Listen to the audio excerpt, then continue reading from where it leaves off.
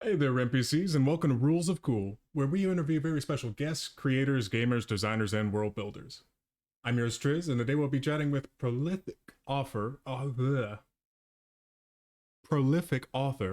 filmmaker Bryan Young. Drop our NPC down in the chat to be entered for a chance to win a PDF copy of BattleTech Foxtails. The drawing will be done at the end of tonight's episode of Emerald Glitch, Pilfering Chance, coming up right after Rules of Cool. You can also get bonus entries by donating bits or subscribing. And just remember that every 100 bits gets you a bonus entry, and subscribing gets you 7 whole bonus entries. In Rem Alternis news, Bear the Cold in Frostpunk the role-playing game. This is a gripping society-building game that you can enjoy around a physical or virtual tabletop. The intense decision-making, survival challenges, and difficult questions that are at the heart of the acclaimed video game can also be found here. Check out the link in chat right after this, because I'm modding myself. And other news, Voltron the role-playing game. Catalyst brings an all-new rule system that emphasizes the teamwork at the heart of Voltron and also allows for awesome displays of power from the universe's greatest defender. That link also down in chat right after this. But now, it's time to get right into our conversation for this week. So, stay tuned, NPCs.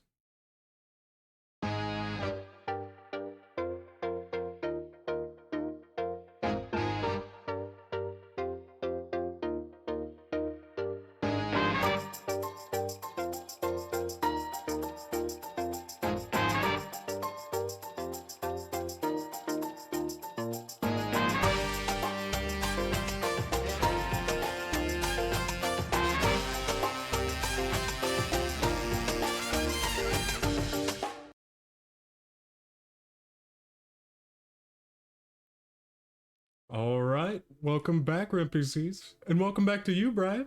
How are you doing? I'm doing swell. It's good to be back. No, fantastic, fantastic. I'm pretty sure by this point CJ has finished editing up or gotten all of that stuff out. I'm not entirely too sure, but we are still here to have this be all nice and fresh.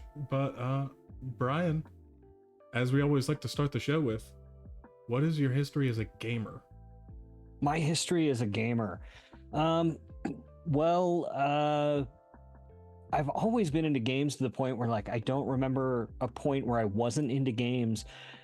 But starting into tabletop and role-playing games, I know that my first like deep dive was I was 7 years old when the West End Star Wars RPG came out, and that was my first role-playing game.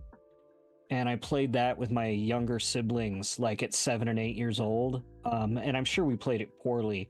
I had an uncle who was super into RPGs, and he came over with like a box of dice and like old D&D books, and he actually had like old BattleTech books that I still have, and old Shadowrun books and stuff like that in this box as well. And he was just like, here's my old books, you can have those. And we kind of got into that stuff, but it kicked into high gear when I started getting into stuff like Hero Quest and the Palladium games, like seriously, like Teenage Mutant Ninja Turtles, Heroes Unlimited, Ninjas and Super Spies, Rifts. That was like my life during high school as far as gaming went, but also stuff like the entire Milton Bradley like Game Master series and stuff like that. Oddly enough, didn't actually play Dungeons and Dragons until well into my adult life. Oh, But yeah, that yeah, I wasn't know, that right? wasn't one of the books that he gave you? There were some D&D books in there, but it was just like the fantasy role-playing games we played were more like we played the MERP, the Middle Earth role-playing game, actually was the fantasy role-playing games that we played. And actually a friend of mine, when we were probably 15, decided like we were going to design our own fantasy role-playing game, and that was the one we played.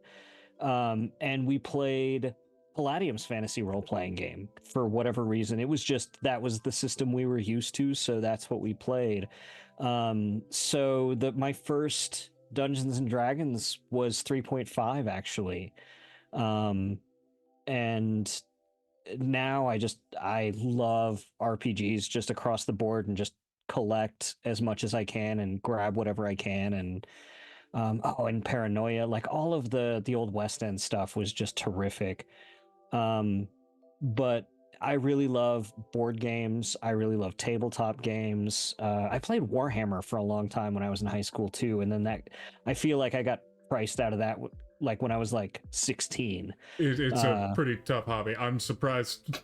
I'm surprised that you fell out of it rather than ramping up into it. well, it was like I could do this or all of these other games, and it was like, well, all of the other games are more interesting, and I just kept losing. Like I wasn't good at it either, so it was like, and I wasn't good at painting, and it got to the point where the shop was like, you need, like with my friends, we were all playing with, it was more BattleTech style, where it was like you could just play with proxy representation and that was no big deal.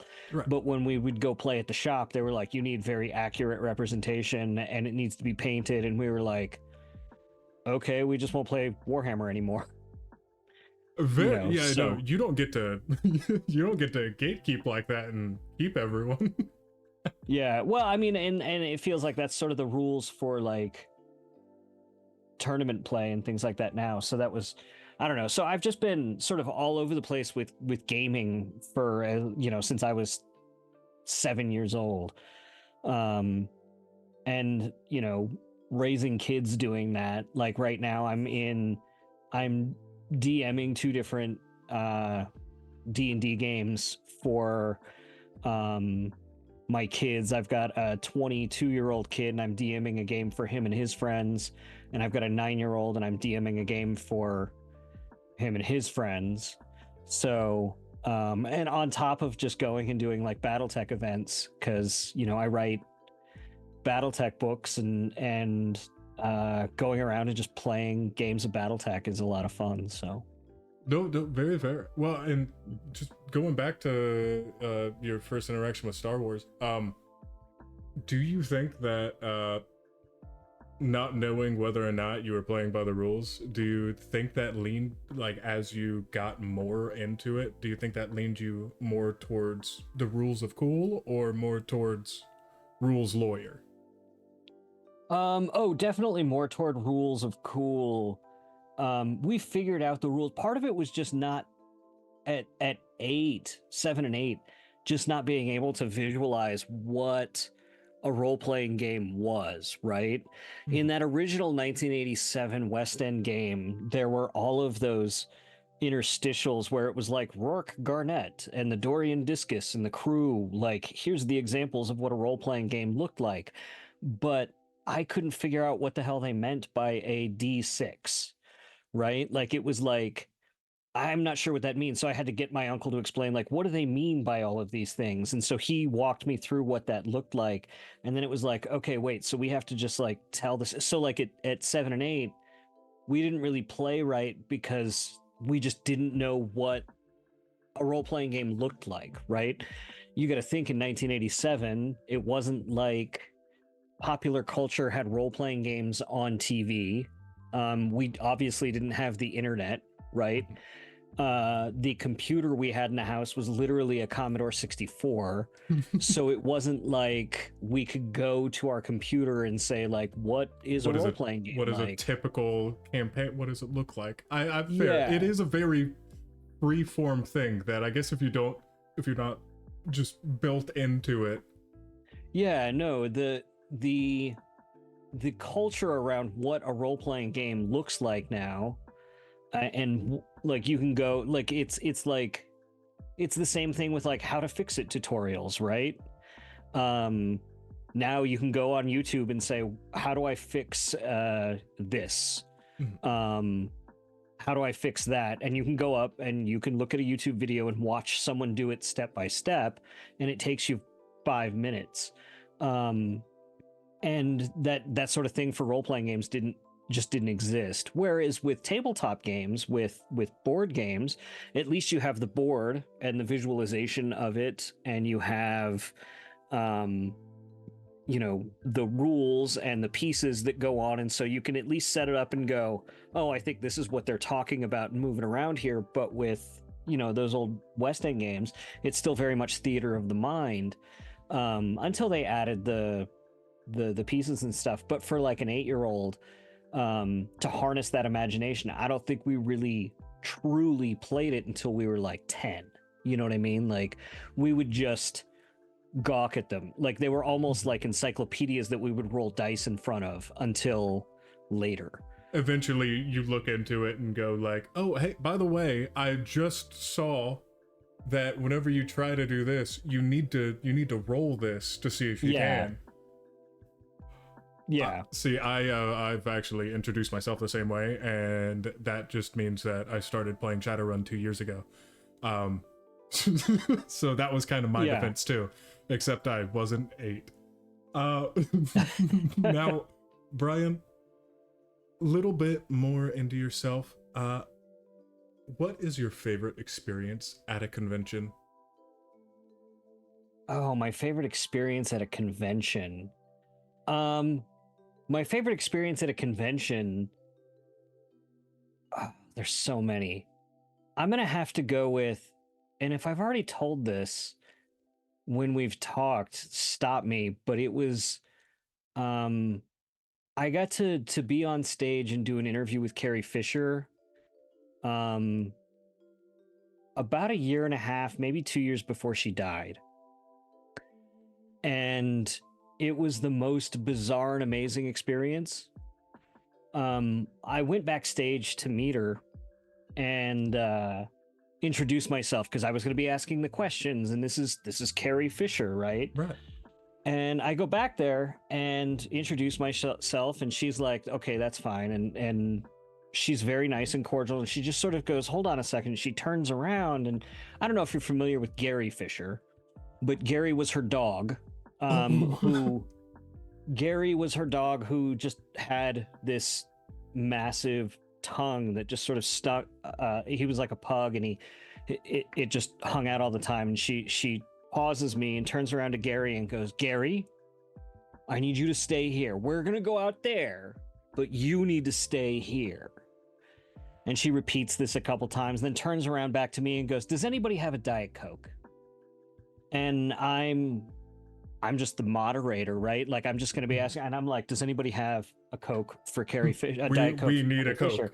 Can we And get one? somebody shows up with a Diet Pepsi, and the look, like just the glare of hatred that she gives this person, she's just like.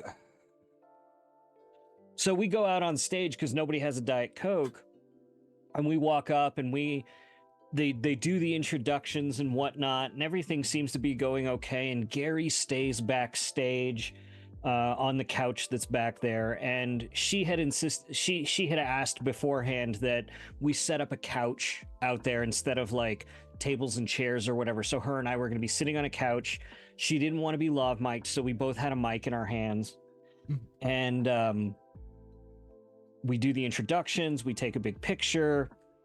And just as I'm about to get on the microphone to ask the first question, right before just as I'm about to say, "Okay, why don't we sit down and we'll start," she jumps on the mic ahead of me and says, "Does anybody in here have a Diet Coke?" And this crowd of 5,000 people, everybody's searching around for a Diet Coke. And from the back of the room, one guy raises a Diet Coke from his hand. And she goes, "Come on up here." So she brings him up to the front of the stage, and she kneels down and gives this guy an open mouth kiss at the front of the stage and takes his Diet Coke and then sits down on the couch right next to me and practically flops her head like right almost in my lap. And I'm like edging away from her like a fool because I'm like, she would have totally flopped her head in your lap. And this is Princess Leia. And then I realized at that moment that there is no control I'm going to have over this. Like, there's no way I can put this back on the rails. Going to talk about what she wants to talk about. Yes. If she feels like talking. To that point, like, I think maybe the second or third question I asked, well, the first question I said was, this was the year before Force. This is 2014. So this is 10 years ago. This was the year before Force Awakens came out. And the first thing I said to everyone in the audience was, we're not going to be talking about Force Awakens. This was a stipulation. Lucasfilm was like, if she's going to be on stage, you're not talking about Force Awakens. So my job, I felt, was to give everyone that heads up, like, we're not going to be talking about the new Star Wars movie. Don't expect that. That's not something we can talk about. We're going to talk about other things. And she's like, oh, yeah, I'm not going to talk about, well, here's what I can tell you.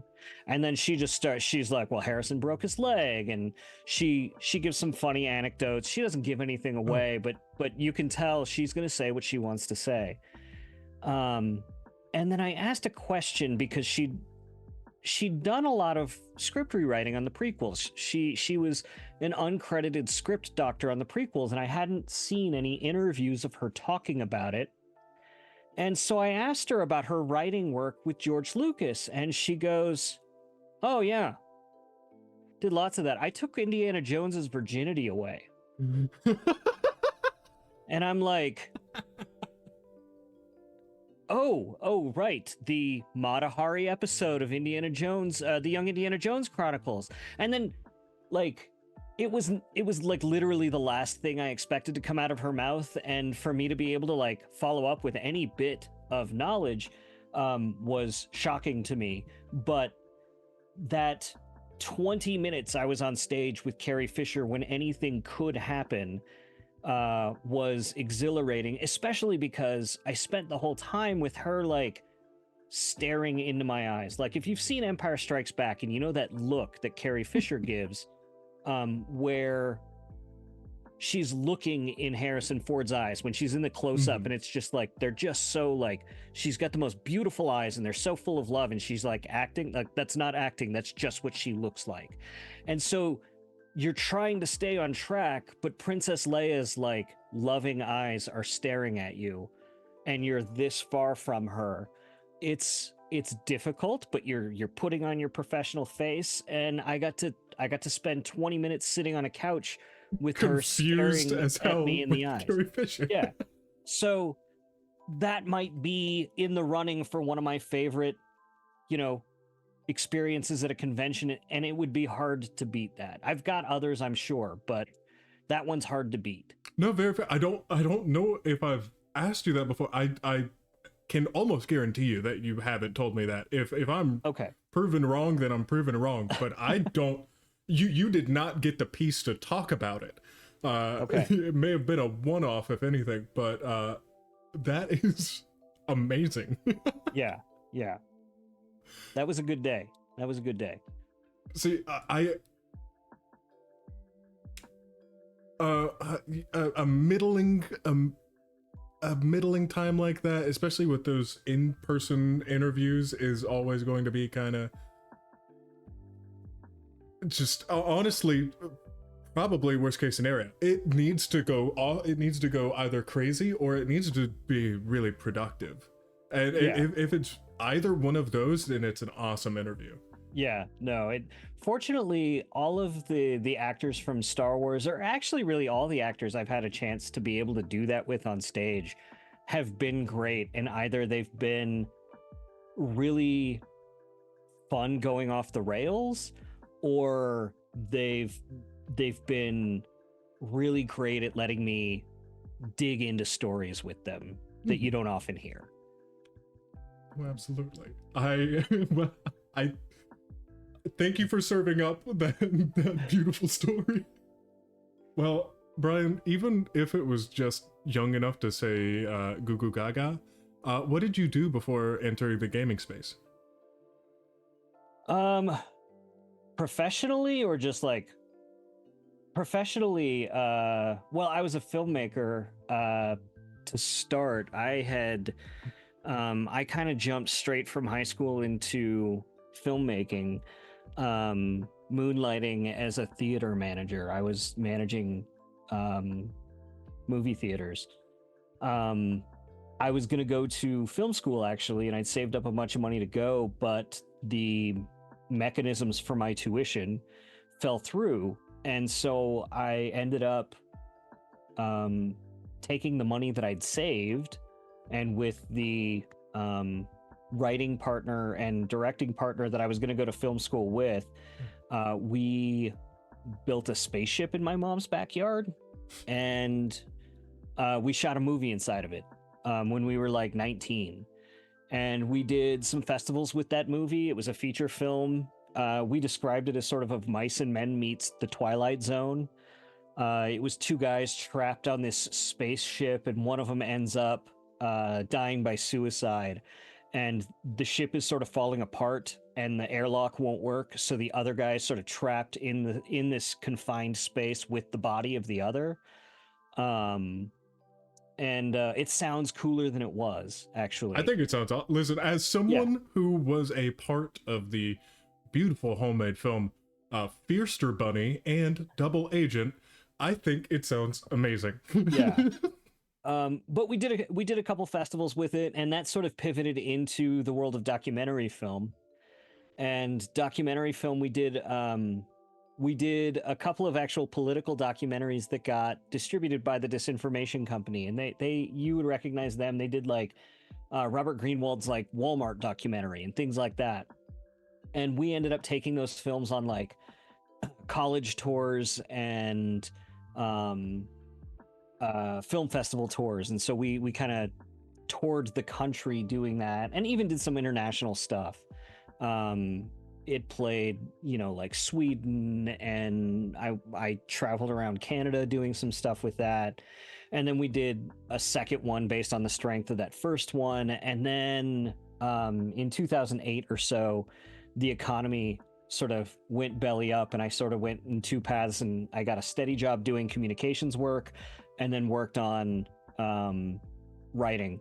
So it was, I did a lot of video and film work professionally that no one cares about, and then was doing my writing. Very fair. Don't discount yourself. Is it okay? I don't know a lot of common popular things. Were they large projects and I mean, they were large projects, but I was basically when the economy went belly up and no one was investing in documentary film, at least in that level. We were doing stuff in that $250,000 to $500,000 budget range, and it was really hard to get people to be investing money in that range. And so we just started and we were doing freelance stuff in like advertising and communications, and we took steady jobs doing government communications. So I spent 15 years doing government communications for Salt Lake City government. So I was doing communications for the mayor's office and the city council, and it was very warm, happy feeling public service, but not anything that was really, it was soul crushing in some ways, right? It wasn't overly creative. I found projects to work on that I was being creative with, but I was doing double duty, right? I was working full time on that stuff, but it was at the same time I was doing my creative stuff. So you already had the writing. outlet. Yeah, I was writing. It was while I was working that job that I was working on, I was writing regularly for StarWars.com and Star Wars Insider. I was doing writing for Huffington Post. I was writing for Sci-Fi, the Sci-Fi Channel's website. I was writing for How Stuff Works. I was writing for a bunch of different outlets, and then in the gaming space, I think the first big thing I did, I had a friend who had designed a game that he sold to Upper Deck, and he asked me to write all the flavor text and the rule book, and it was called Bring Out Your Dead, and it was this really cool sort of game where you're sort of like a grave robber digger, sort of placing bodies in graves, and it was sort of like area control that was really fun.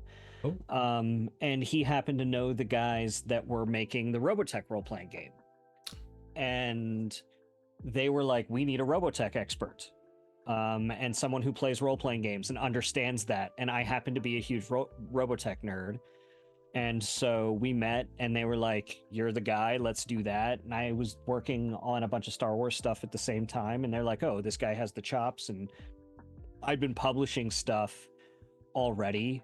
Um, and it was around the same time I'd started hanging out with the Catalyst folks and met John Helfers, and everything just sort of, I'd been publishing lots of short stories and novels with small presses, and everything sort of snowballed from there. And I was finally able to escape the day job in 2022. So now I just get to write all the time and make films and just be an artist. So No, that is fantastic. yeah.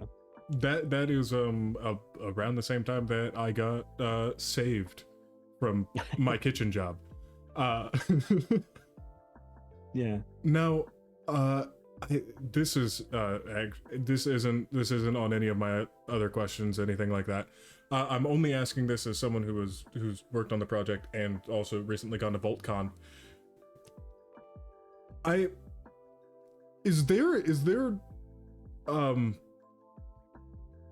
Is there beef between Voltron and Robot? Oh, wait, no. Robotech and Battletech? Well, no. Voltron or specifically Voltron was and going to be in there. Robotech and Battletech, and Yeah. Is there something going on there? Because I caught a hint of something and I did not know how to feel. not from me. Okay. I love them both rather equally, but there is. So way back. So when, how far back do you want to go? Back when Jordan Where did it Wiseman, yeah, where do you want to start? Back when Jordan Wiseman created BattleTech, he licensed from the Japanese makers of Macross, which is the property that Robotech was based on. They had all of the little figures that they'd made that they used for the original BattleTech. They'd made a whole bunch of them. They weren't going to do anything with them, and he just like bought them from them to put in the original BattleTech board games. The company that ran, and my details could be wrong or a little bit fishy, but this is my recollection of how Jordan explained it to me when he explained it to me earlier this year. Harmony Gold was the company that sort of paid the licensing fee from Macross to Macross to create Robotech. And Robotech took 3 disparate anime series, which was Macross, Southern Cross, and another one, Southern Assault or something, and sort of scotch taped them together and created a new story out of them. And when they found out that BattleTech was using some of the same designs and a couple of other things were going on with those designs of those mechs that were also in Robotech, they sort of started suing everyone, saying that they had the exclusive right to the designs of those mechs in the United States. So those mechs couldn't be used on any of the BattleTech packaging or in whatever. It was at the same time that BattleTech was called Battle Droids, and Lucasfilm also came in and said, "Hey, can't use droids."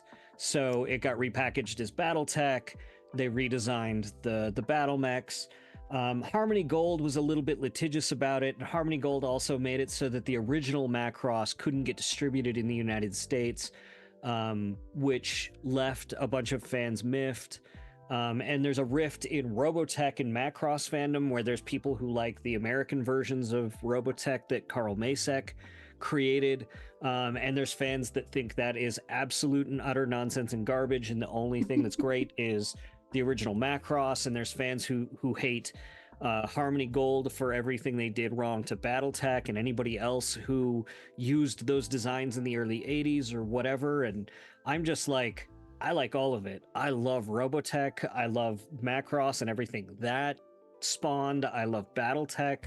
And, I had to work with Harmony Gold and Tommy Yoon and all those guys who, when I worked on the the Robotech role playing game and Homefront, and they were nothing but the Kevin McKeever and Tommy Yoon. They were nothing but like the kindest, sweetest people to work with.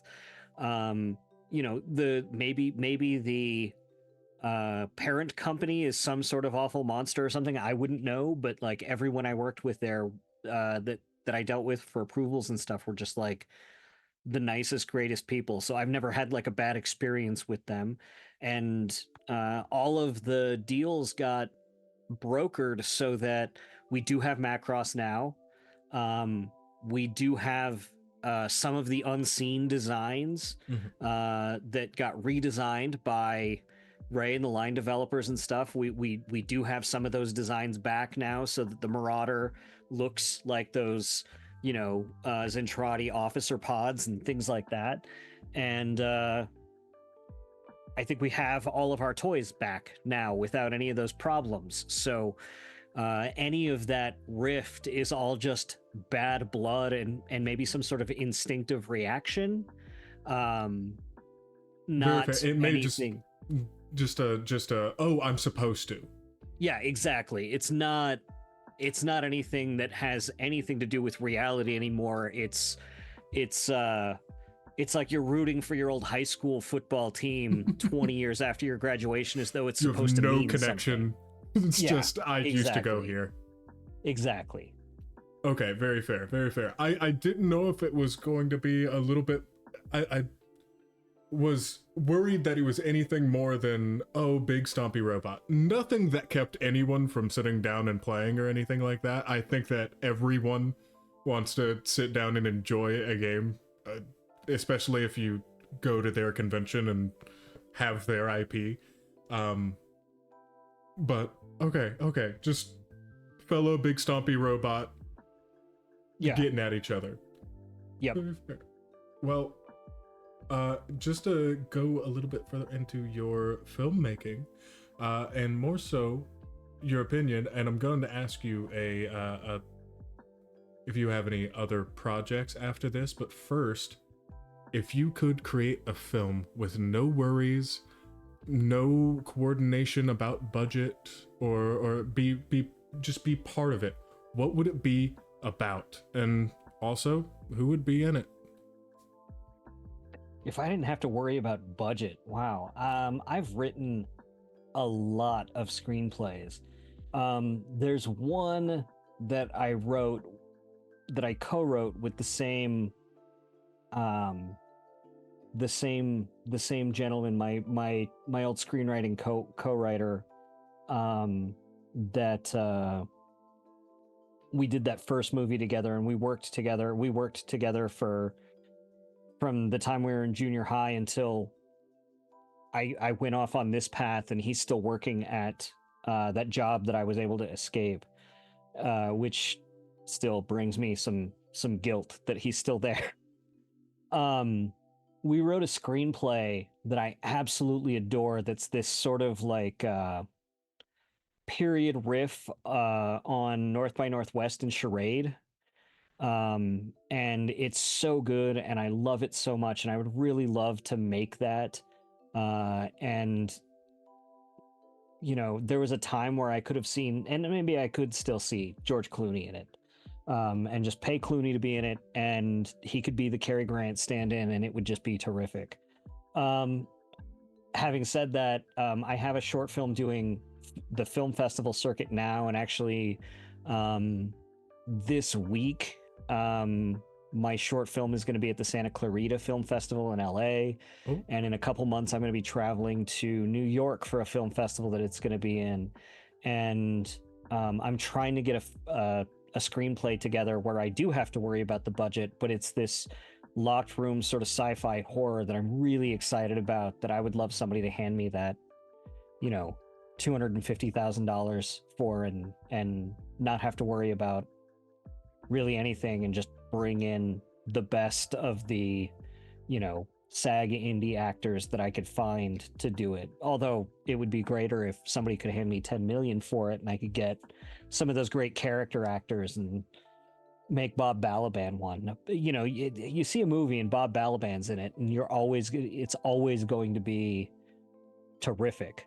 Um, I don't know why Bob Balaban's just one of those character actors that's great, but Absolutely right. um, I haven't. Yeah, yeah. No, very fair. um, but no, it's just I really love cinema as a language. I really love cinema just generally. Mm. Um, I just love movies, and I love the way stories are told that way. And yeah, no, I just hope I it's part of the reason I started picking up novel writing and short story writing is because of how exhausting and expensive telling stories in that medium is. Um, because I was really young and full of energy when it was like, let's round up 30 people to go do a shoot, Oh right? yeah, no. This is you. You're also talking to the person who has a best friend and roommate, who is gone for all of December, just in Atlanta. Yeah. And this one isn't even his big job of. We're calling it next year since it eats into next year. Yeah. So it's fun. It wasn't nearly as much as whenever he was also a part of Doom Patrol at one point. Oh, cool. But that's why I don't have to know too much about it because he knows all of it. Yeah. But what are some? Because I know that you've already gone through a couple. Are there any other any other pieces that you've been a part of? Any other films that you've been a part of? You know, um I've worked on a lot of stuff. Probably nothing anybody's heard of or seen. Um Well, I need you to pick your favorite child right now here on stream.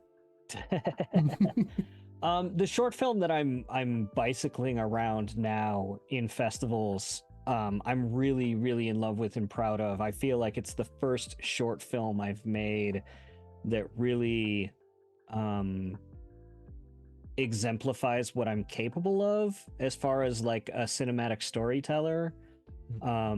And it's I was able to get the money to tell the story right? Like I was able to raise money through grants and through a little bit of crowdfunding to put together a $10,000 budget to do a 7.5 minute film. And people go, you spent how much on 7.5 minutes of film? But I don't think people realize how expensive film is to put together. Um, and it's just a very um, it's a very heartfelt personal film that I feel like you could only tell it on film. Mm. Um, and we've been in, I think we've crossed like 25 festivals now, and we've won awards at about 10 of them. And we're still plugging along at festivals, and I've gotten a lot of like really great feedback from people whose opinion I really respect. Um, and I'm hoping it can open a door to a feature, but it's not like I'm not busy telling stories in other media too. No, But I was it's about to all say I know a lot. Know a lot of guys who will be very sad if yeah. if all your time gets sucked up elsewhere. Yeah, no, but I mean, it's definitely like making movies is always something that I'm going to be aiming at and trying to do, whether that's short films or whether it's going to be able to be a feature. It's something I want to consistently do, or try to do. Like I look at the careers of guys like William Goldman or Clive Barker, right? Like William Goldman got to write some of the best books that have been written, and he got to write some of the best movies that have been written, but he didn't direct. But then Clive Barker got to write some of the seminal horror novels, and then he got to write and direct some of the coolest horror movies. Or guys like Mike Allred, who um, he wrote and illustrated some of the coolest comic books, and people gave him money to make some of the coolest weird offbeat movies. Like if you haven't seen Mike Allred's G-Men from Hell, which was based loosely on sort of the B plot in one of his Madman comics. It's so funny. Like Robert Goulet plays Satan in it. It's just so good. um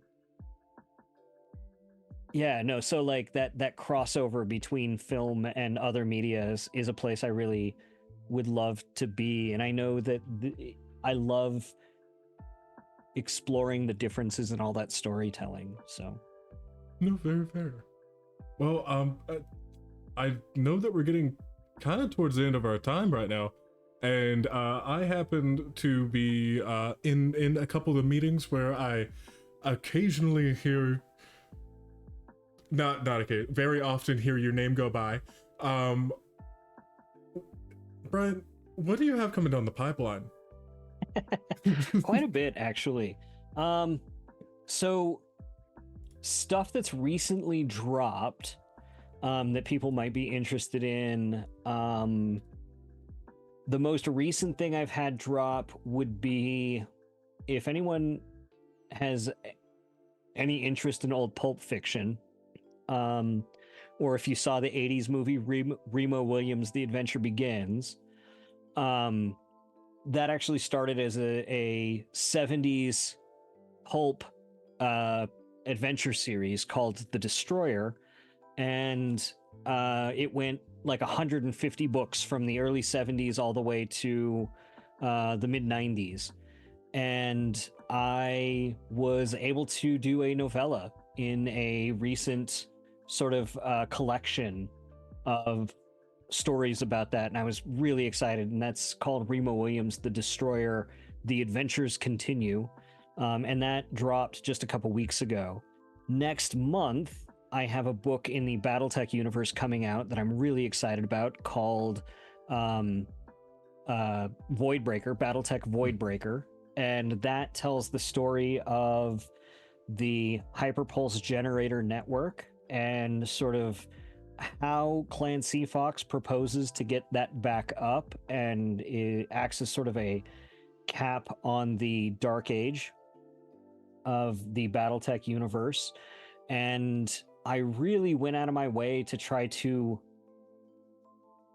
It's a Battletech book through and through, but it's very much inspired by Ian Fleming's James Bond books. So if you like that flavor of like Ian Fleming James Bond, but with the mech on mech action of Battletech, I think that book's going to be for you. And I tried to write it from a perspective where you don't have to be an encyclopedic expert of Battletech to enjoy the book. You are really good at making these things accessible to folks like me, I do have to say. Who really love these. But I did an interview once with Max Allan Collins. Max Allan Collins wrote the Road to Perdition comics. He wrote the Quarry series of novels. Right now he's spending a lot of time finishing up Mickey Spillane's work. But in the 80s, the early 80s, he wrote a ton of Batman comics. And he told me that one of the best pieces of advice he ever got was that he treated every issue of Batman that he wrote as though it could be somebody's first issue of Batman. Right? That like anybody could pick up an issue of Batman and go, oh, okay, like this could be the start of my forever run on Batman. And I could get all the context from this and never stop if I don't want to. And he was saying that like because he approached it that way, his sales were much better than everybody's. But when they went to go package the DC toys, I don't know if you remember those DC action figures that came out in the 80s, with like Robin and Batman and the Super Friends kind of toys that came out in the 80s. I mean, don't get me wrong, I've got tons of action figures. I do not know if we had the exact same kind though. But they got packaged with comic books. And the point was to get kids into comic books when they got the toys. And they went through and read all the comics that were coming out around the time to figure out which ones they were going to package with the toys. And he said that more often than not, when it was Batman characters, because that's what he was writing, they were picking issues that he wrote because he was the only one creating those entry points. And when I came on to BattleTech, I really like that interview I did with him, and that story he told me sort of echoed in my brain a lot, where it's like, if I'm going to be able to bring new people in, or I kind of felt like I had an audience of people who were going to feel like read my work previously, or come in from like knowing my work in Star Wars or wherever else, and they might be interested in BattleTech and come in. I don't want them to feel like there's no place for them because it's just not going to make sense. Or that BattleTech, you know, even then, even in 2019, when I got my first go ahead to write a novel, BattleTech looked like it was going to start taking off again, and not wanting to isolate anybody who was walking into the universe and going, oh, what book should I pick up? Because when I was starting to get into the universe, it felt really overwhelming. There was a list of 120 books, and it was like, where do I start? And I asked Mike Stackpole where to start, and he said, oh, just read my stuff. You don't need to worry about any of the rest. Which, to be fair, I mean, he wrote, yeah. Probably completely fair. Well, he tried to start going me. after. Yeah. He tried to start me on the Blood of Kerensky trilogy, and I was just like, I read like 3 chapters, and I'm like, this is way too, like, I have no idea what's going on. So I backed up, and I went to Bill Keith's Great Death Legion trilogy, and I just sort of worked up from there chronologically as best I could. And then it took me a little while to like get my legs under the universe, but then it was like, how could I, as a modern writer, approach this? Is like, how do I make this all approachable? And so I've tried to approach all of the books I'm writing that way. So Voidbreaker's coming next, and that's January 24th. Pre-orders are up now. So if you go to the I think Catalyst has a link now. I'm napping the link for you. Okay, cool. Catalyst has a link now for pre-orders. And then at some point next year, I wrote a series of interconnected novellas that sort of tell one story about the Ghost Bear Civil War, sort of before, during, and after, that I'm really excited about. I think one of the big questions that people have had in BattleTech is sort of, how could this have happened to the Ghost Bears, and how did the Racelheg Dominion get to this point? And we're going to see a lot of those cracks showing, and get that on the ground view of how that happened in the Civil War. And I'm trying to think of what else. Oh, the graphic novel. Mike Stackpole and I are co-writing, and we're hard at work right now, actually, as we speak, working on the first installment of the BattleTech graphic novels.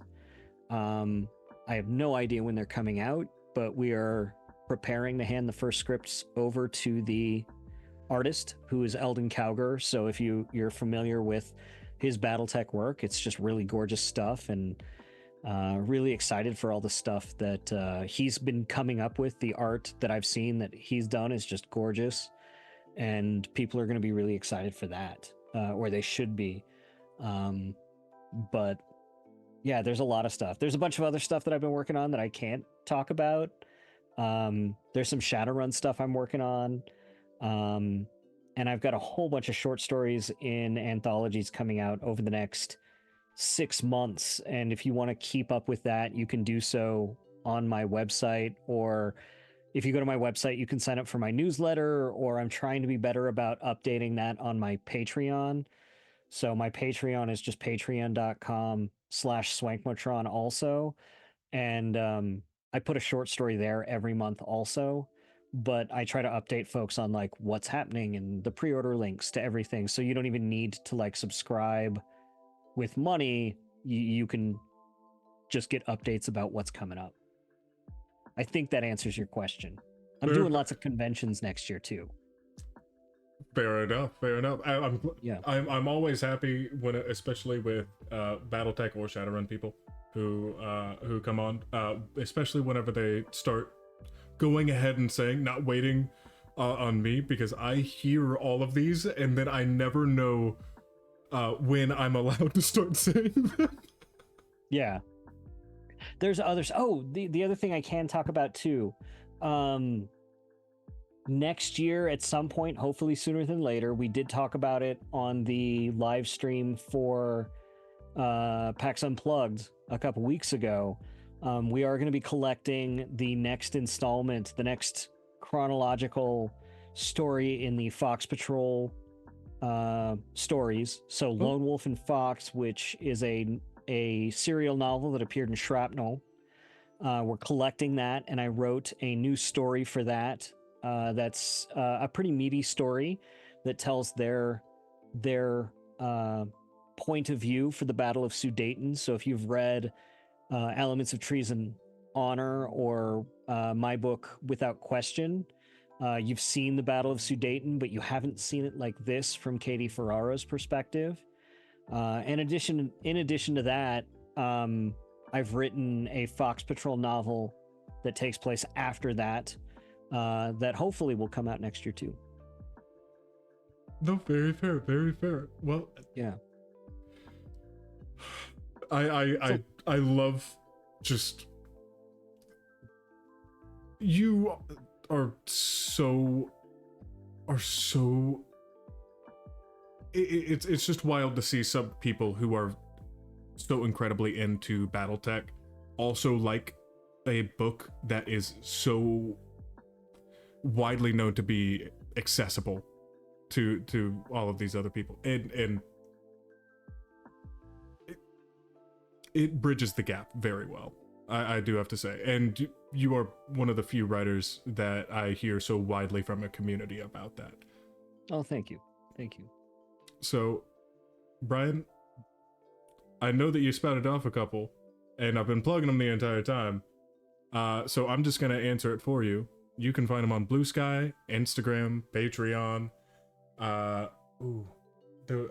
and on his website that have been plugged down in the chat. Is there anywhere else? Pretty much wherever you can.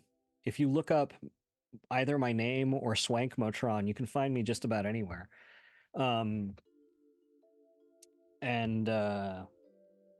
Yeah. No, that's perfect. Pretty much, I'm squatting on pretty much every social media site with Swank Motron. So, it's a hell of a title. You gotta get in early and grab it all. Yeah. But Bryan, I do have to say, it was lovely speaking with you, and I just want to thank you for all of your energy and everything that you do for the gaming community. Oh, thank you. It's been a pleasure. It's always fun to do these. Well, thank you so much, and please don't go anywhere, and RemPCs, you don't go anywhere either, because we will be right back.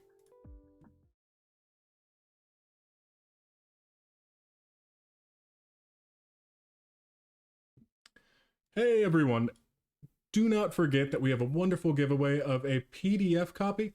That was PDF. I know you said digital. You meant PDF, right? Bryan? Digital. Okay. A digital copy of BattleTech Foxtails. Thank you so much to Bryan for the fantastic giveaway. Type RemPC down in the chat for your free enter to win, and don't forget about bonus entries.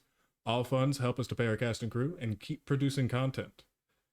Thank you all for joining. Now on to our episode of Emerald Glitch, Pilfering Chance. See you there, RemPCs.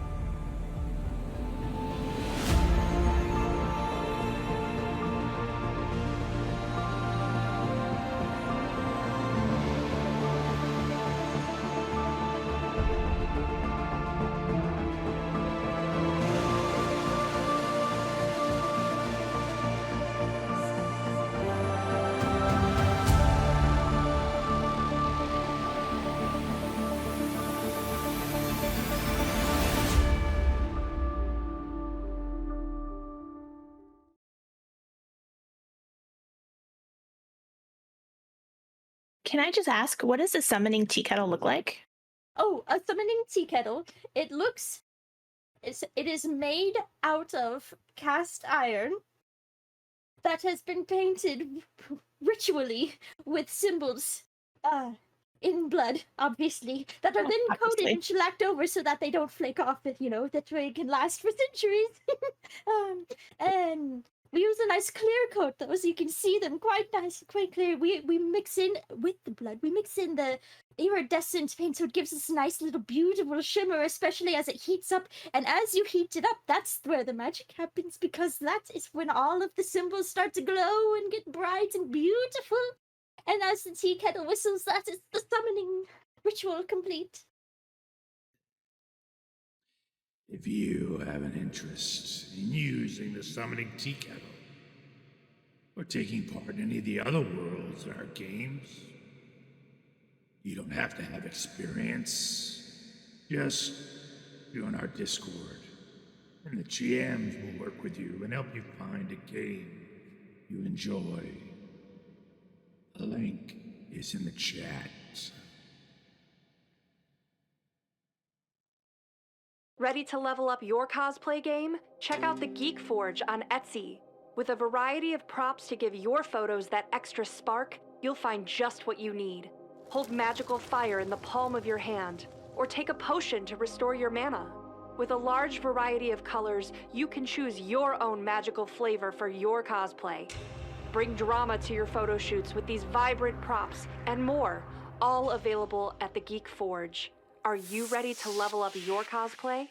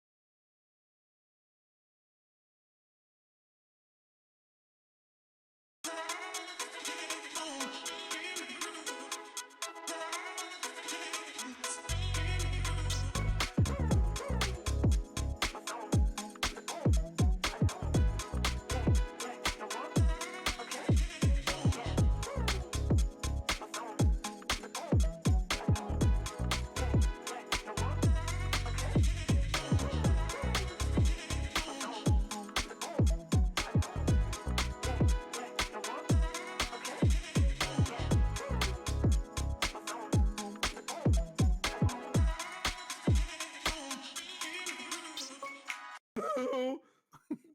What a spell! Spell. Spell! Spells. Spell! She says spell like 92 times. Spell, spell, spell, spell, spell, spell, spell, spell, spell, spell, spell, spell, spell, spell, spell, spell, spell, spell, spell, spell. Oh well.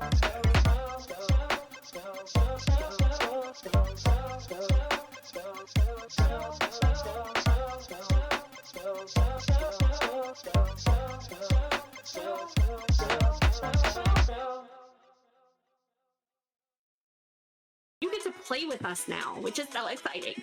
So with channel points, bits, and subscribes, you can give rewards to the player of your choice. So how to do that is, no, not Bob.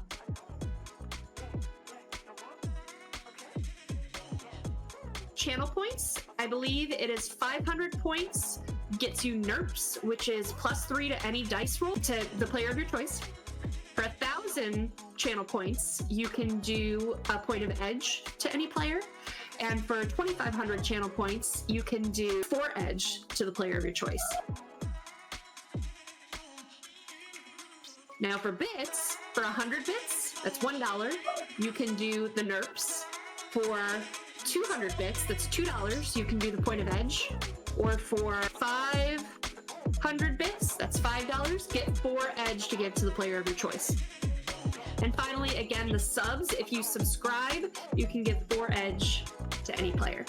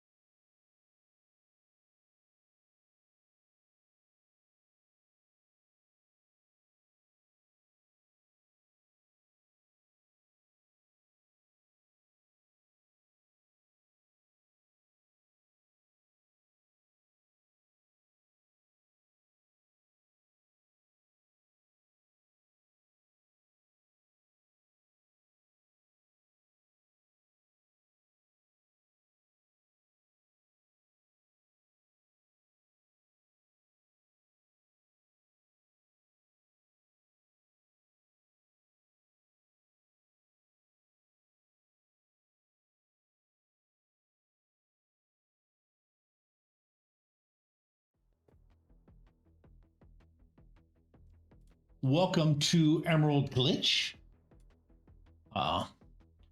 We are back for the second part of Pilfering Chance, and to designate and to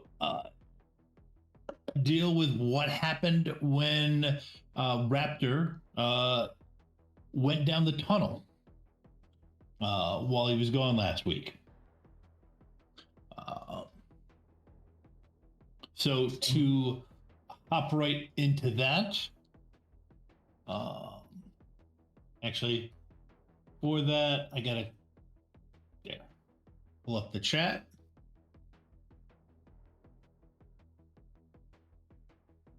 Yeah. Okay.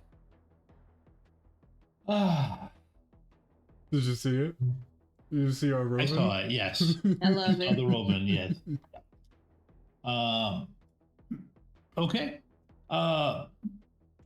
Let's see. So Raptor.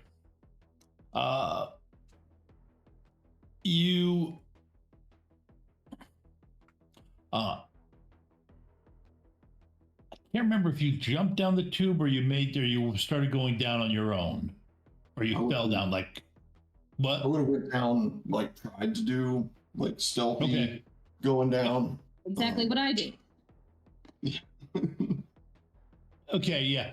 Okay, the yeah. Except yeah, you were being stealthy and good and not having too much.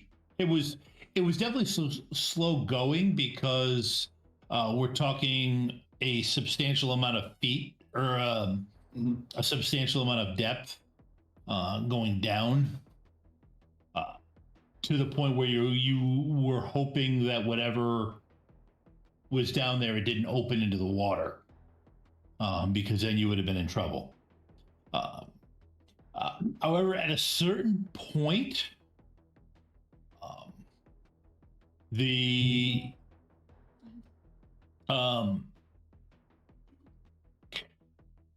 probably when Tank's grenade went off, sending shockwaves through the water, the tube stretched out for a second, disrupting your hold, and at the same time, the area that you were in filled with automatic fire. You were hit multiple times, lost your grip, and as you fell down the last bit into the final distance to a jarring stop, injured and just about stunned out, you pass out to who you recognize as being your wellness target, looking down at you with a confused look on your face, with a confused look on her face. So you accomplished the run. You found Bryn Taggart.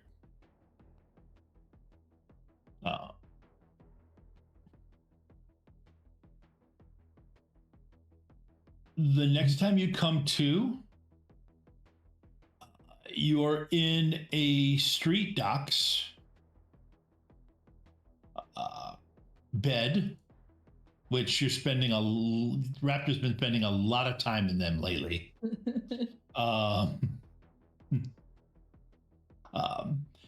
You can see when you open your eyes in your sight line, all your stuff is in a chair in the corner, and then there is that redhead, Bryn Taggart, sitting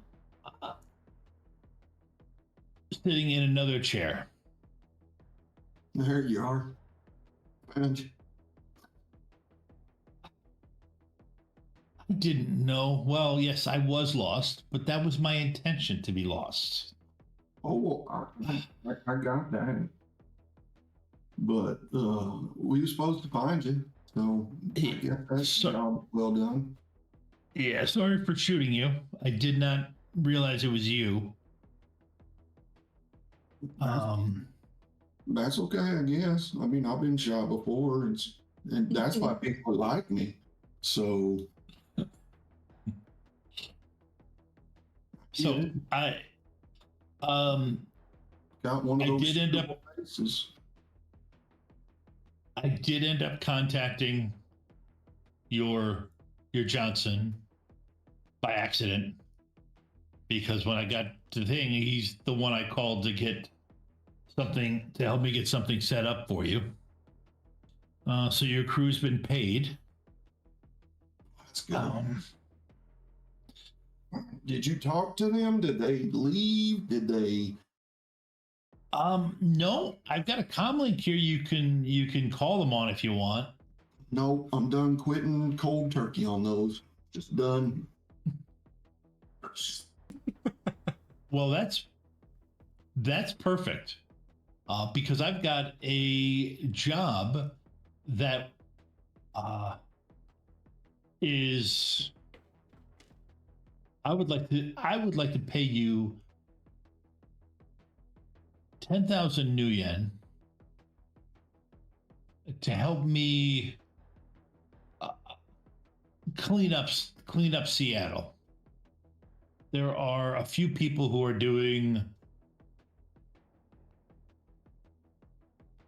who I believe need to be taken out. All right. I don't actually need. I don't actually need you to perform to shoot. I just need you to aim a targeting laser at them. I like calling in a missile strike or something. Not a missile strike. No, it's much more targeted and finesse like that. But their security is strict enough that that they will be on the shooter too quick for it to be a stay. Yeah. At the target. And also get the heck out of town. Yes. 10 grand. Yep. Add 10 grand, 3 targets. I'm allowed to bring in my team. No. I just need it's real specific, and I need somebody off the grid. Oh yeah, I'm totally gonna be off the grid. Don't you worry. I'm so far off the grid, I don't even know what the grid is. But then again, I didn't know what the grid was when I was on the grid, so it didn't matter. Violet's eye twitches violently somewhere. Yeah. That's perfect. That's what I need. The less people, the better, because there's going to be there could be repercussions, but not if we do this quietly and quickly. Once you're healed up. As long as these bad dudes, I'll be fine with it. No problems with it. Yeah, they're bad dudes. They're selling off people to another metaplane. Oh yeah, we're gonna do that.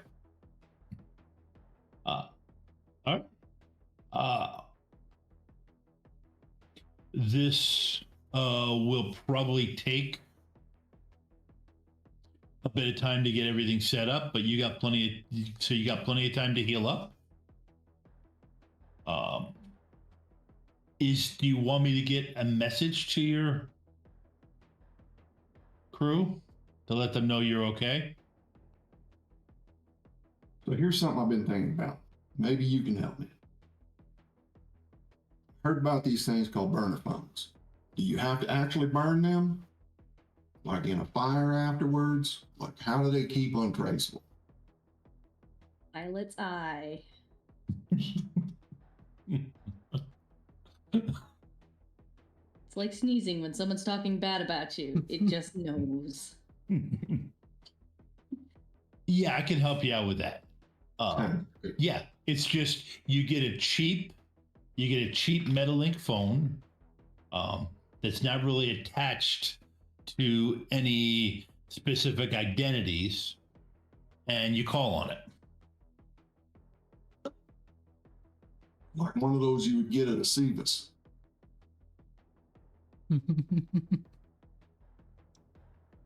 Yes, yeah. Perfect. She's learned quickly to just go along with it. Sounds good. It's because she doesn't feel any responsibility to teach this Luddite. All right. Okay, that was easy. I'm gonna run out and get the equipment that we're gonna need. You got a preference for food you want me to bring back? Oh, as long as it ain't seafood, I'm tired of those things. That's not a problem. I can't stand this stuff anymore. Krill gives me hives. All right, I will be back. And literally, yeah, that's pretty much how it goes with her. You sit there. There is a street duck comes in. Well, you're pretty much good to go. It's just a matter of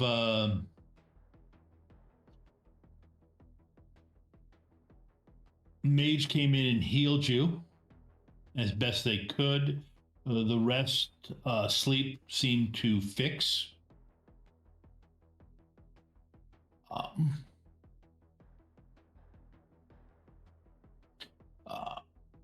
And your cyberware is all configured for everything. The one thing I'm missing is a comm link to link everything up with. Nothing gets linked, no wireless, nothing. Okay. All right. Then yeah, you're set. Your benefactor boss, I don't need to know. Daughter will be said she'll be back. And when she comes back, you can leave with her. Everything is paid up. Do you have any questions for me? No, not really.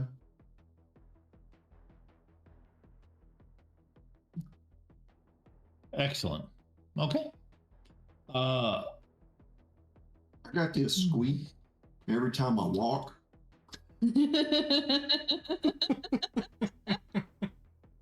Yes. I was about to say, did somebody meet your Johnson? Yeah, we discovered that when one of my nurses discovered that when you were being undressed, and he walks over to your pants and takes your belt buckle and just kind of twists it a little bit, and you get this loud screeching sound. Probably when you fell, you broke the rivet.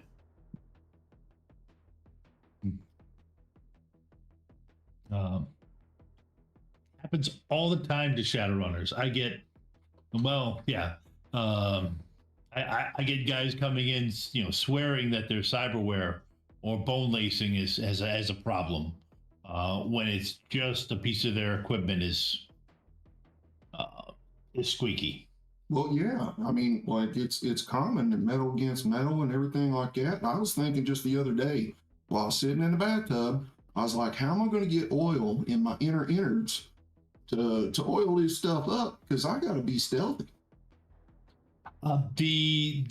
That's taken care of. Your own body produces enough lubrication, and the cyberware is all configured so that it can take advantage of that lubrication. What is needed? A lot of it's built so that it's permanently lubricated, or at least, if not permanently, as long as you don't live past 50 years. Anyone getting those cybernetics are likely not. Like, let's be honest. What if you already are past 50 years?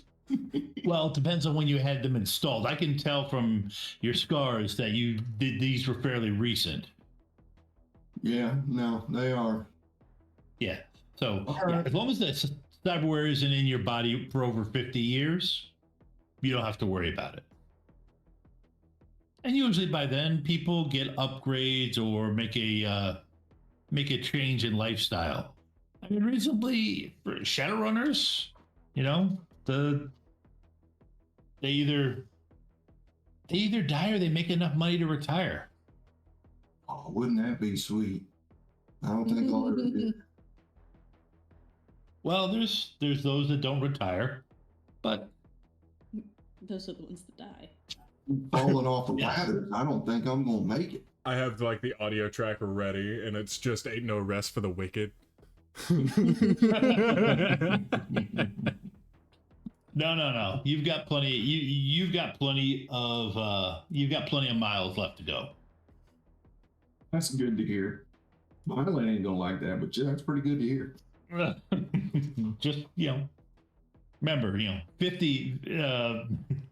50 is the new 30. He definitely needs to heard about that poor man.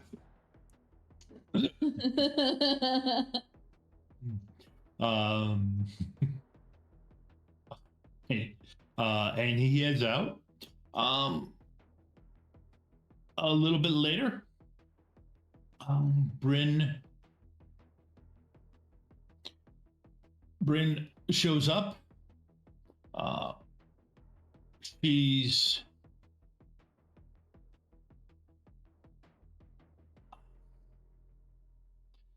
got some food for you and equipment, and a new belt buckle. How fast you want this done? What was that? How fast you want this done? You want me on it now? I think if we go do it now, I got their itineraries, and we've got a window where we can hit them now. Let's get it done.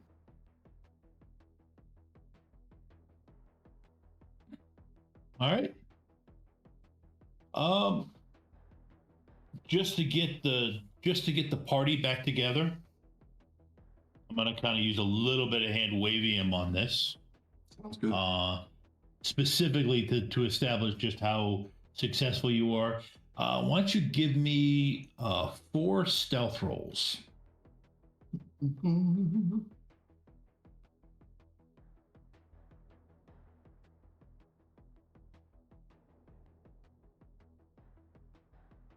Lowest one was a 4. I got a 6, a 9, a 5, and a 4. Okay. Yep. All right. So,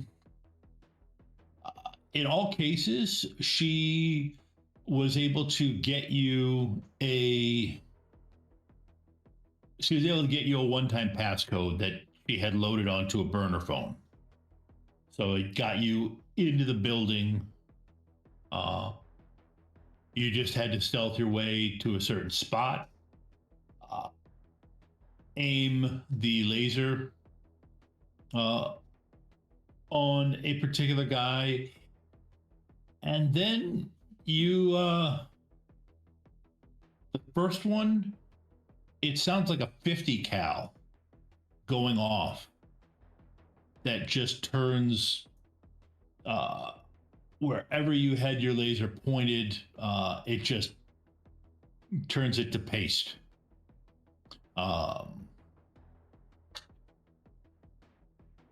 Then the next one, you had to actually book because you were hitting 3 guys who were going to the same meeting. And again, that was a different 50 cal going off.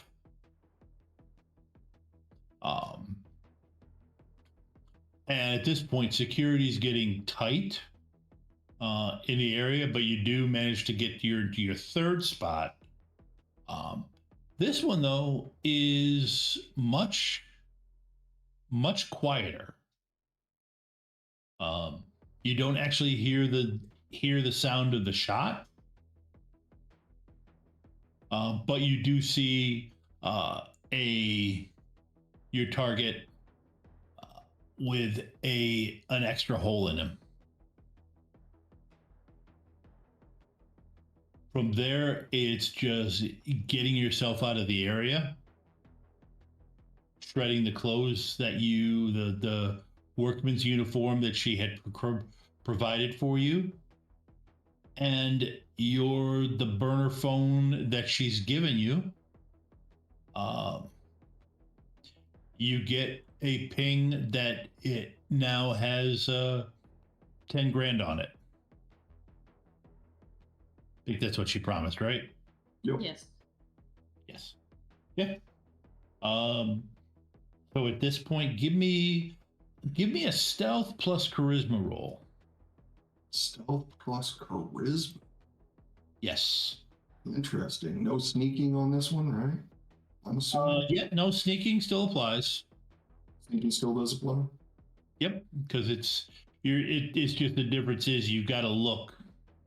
It's more a matter of looking. Yeah, he only does 5 hits, so yeah. Nope, you're able to get out of the immediate area. She planned to hit in a place where you're pretty sure those corporate people did not control. So it took a little bit. It actually required a Lone Star response. It wasn't like they could just, close the corporate enclave that you were in and shut it down. So it did require Lone Star's response. But that said,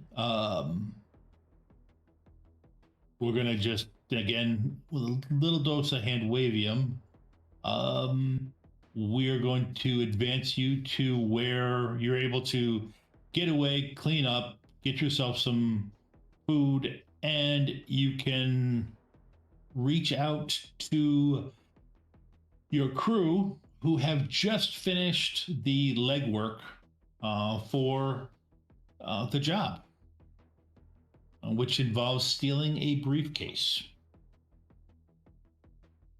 So at this point, it's up to the 4 of you. You know the route. You have a pretty good idea who's going to be involved. And I will admit, there was a little bit of, there was a little bit of urge to put it to the point where Raptor was on the other side of this. That Raptor was one of the guards. That would be interesting. I decided against it. But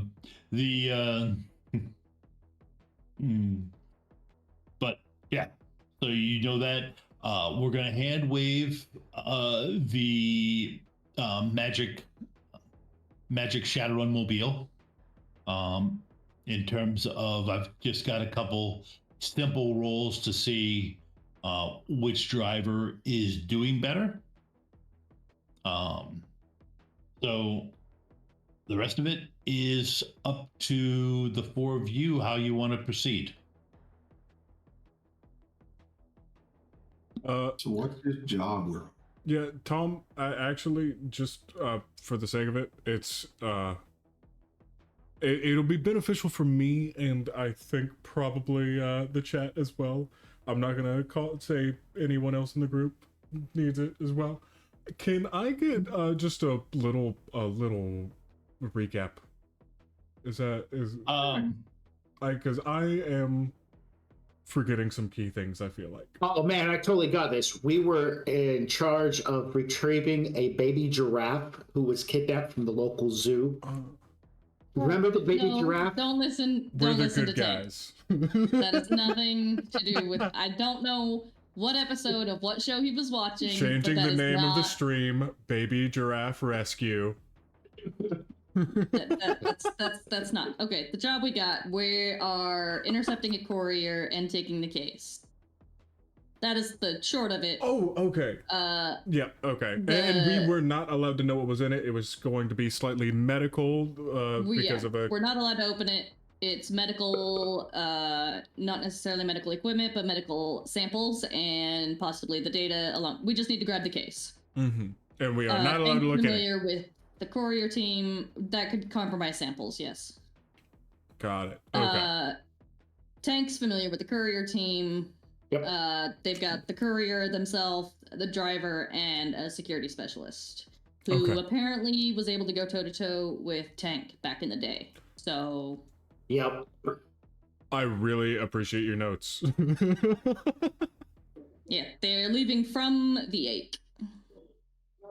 Okay. Right, Tom? That wasn't the final destination. That was where they were leaving, right? Leaving from. Okay. Yes, they were leaving from it, yes. Okay. So the plan is to hit them in transit? Yeah, we got their probable route and we know their destination.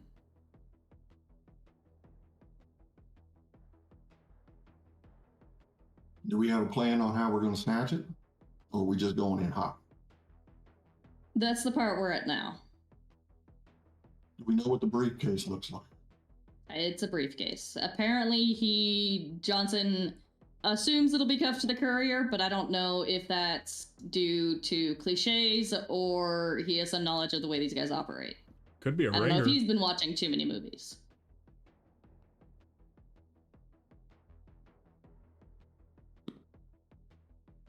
So we don't know what the briefcase looks like. Chances of us being able to swap this out without them knowing is pretty much zero. Yeah, it is zero because they're leaving with the case in their possession from the Ache. There's no chance of swapping it without them. Yeah, we would have to hit them like at some particular time. Like they're coming out, I run into them while carrying a similar looking briefcase. Run into Wicked. Suddenly, briefcase goes everywhere with like a whole handful of briefcases, and people would know what's going on. Wicked's pretty smart, like I am.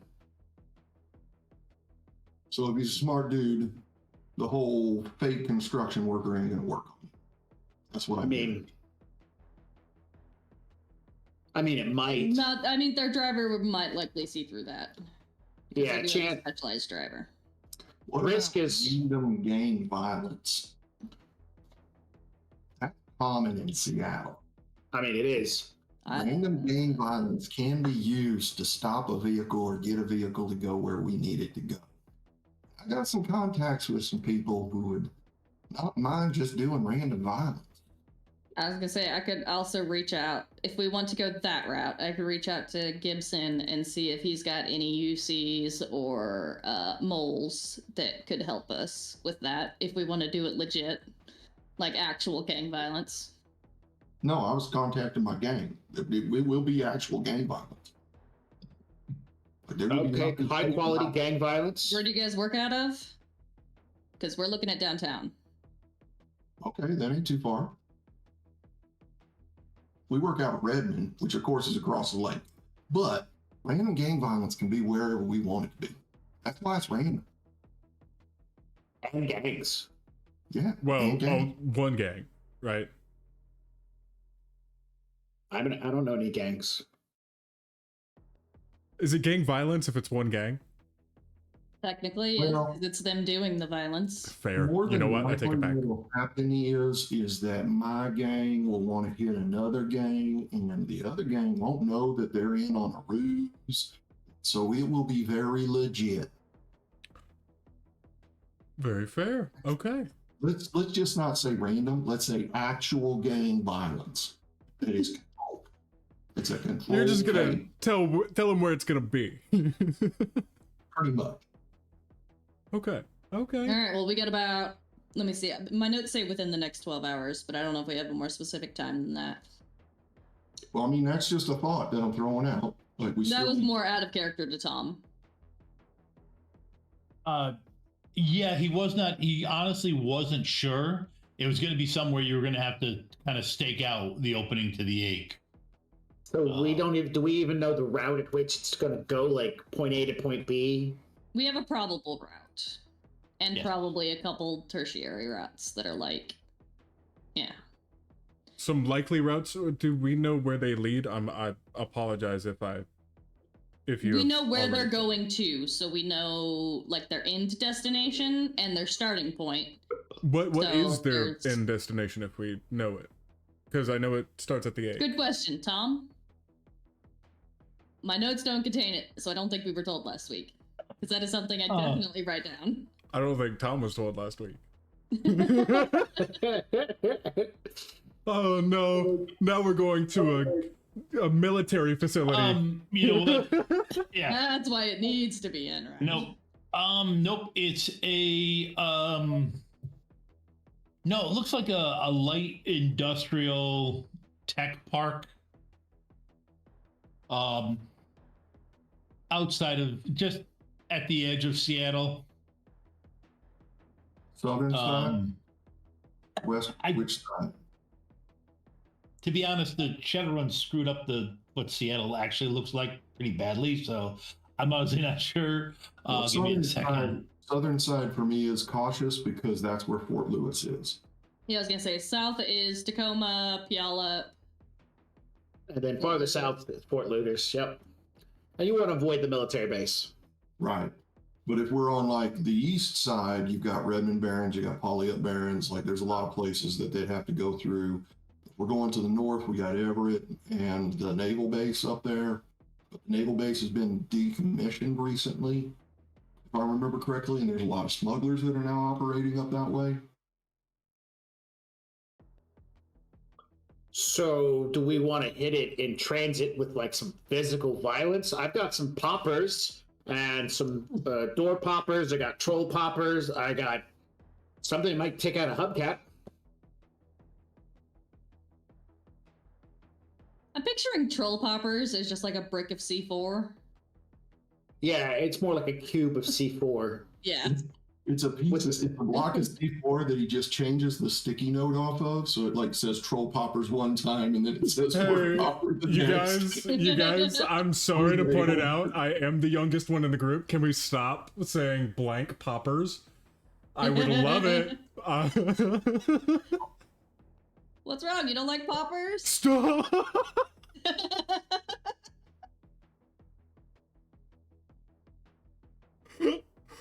Oh no.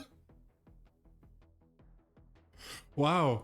That's I carried around a certain kind of cross for like 2 episodes, and that's what got me. Okay, that's interesting. I was gonna say we could probably find some of those on the boat. Yeah. I mean, if that's what you're looking for. Oh god, my head hurts. I can't laugh.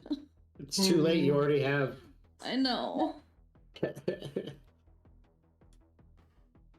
Trying to stop it from becoming a migraine, though.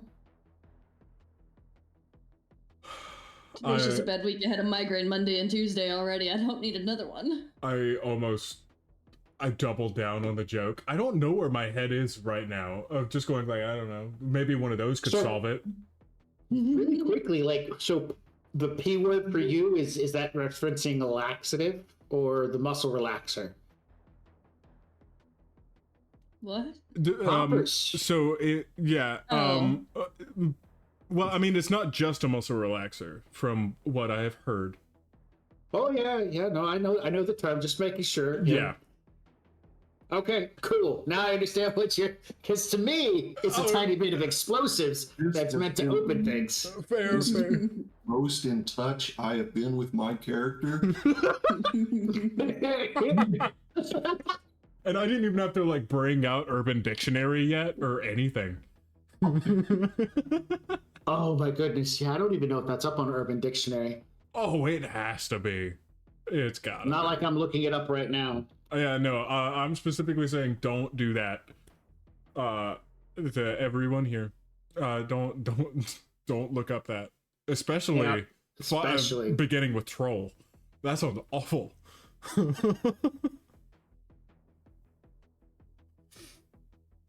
So morbidly curious. Let's see, 2 words. Inhalational aphrodisiac. And it can't be worse than what Tara had plugged last week. So, Usually amyl nitrate or something similar. There. Nitrite, not nitrate. what if it was for a troll?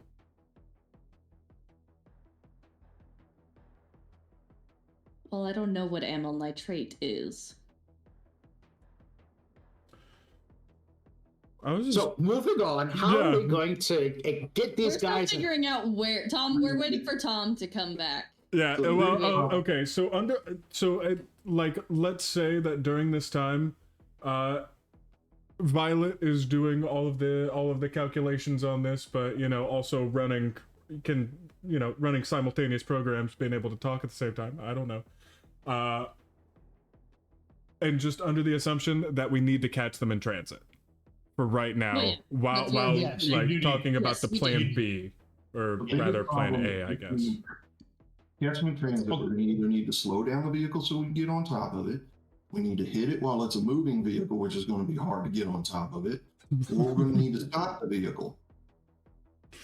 Buck looks around. On some moving vehicles. Buck looks around and just kind of like squinting and just tank. Yeah, you in the front. Yeah. Are you ready for this one? To jump onto a moving vehicle in traffic? I was born ready. That go poorly. Yep. Okay. So they are due to head west. So they're crossing the bridge, heading west from downtown. Let's see where they. Actually, let me look at the 6C map before I'm taking my real world knowledge into this. Heading west across Sound? They're in downtown, heading west. They're heading for the coast. Okay, let me find my map. I mean, if you're my big knowledge of the real world Seattle is not helping right now. Real world knowledge. Y'all, I open up Google Maps to go to the grocery store, so have a great time. Yes, they would have to if they were going. They're going to head west and then down into Stewart Park. Oh, that's a 2050 map. That's out of date.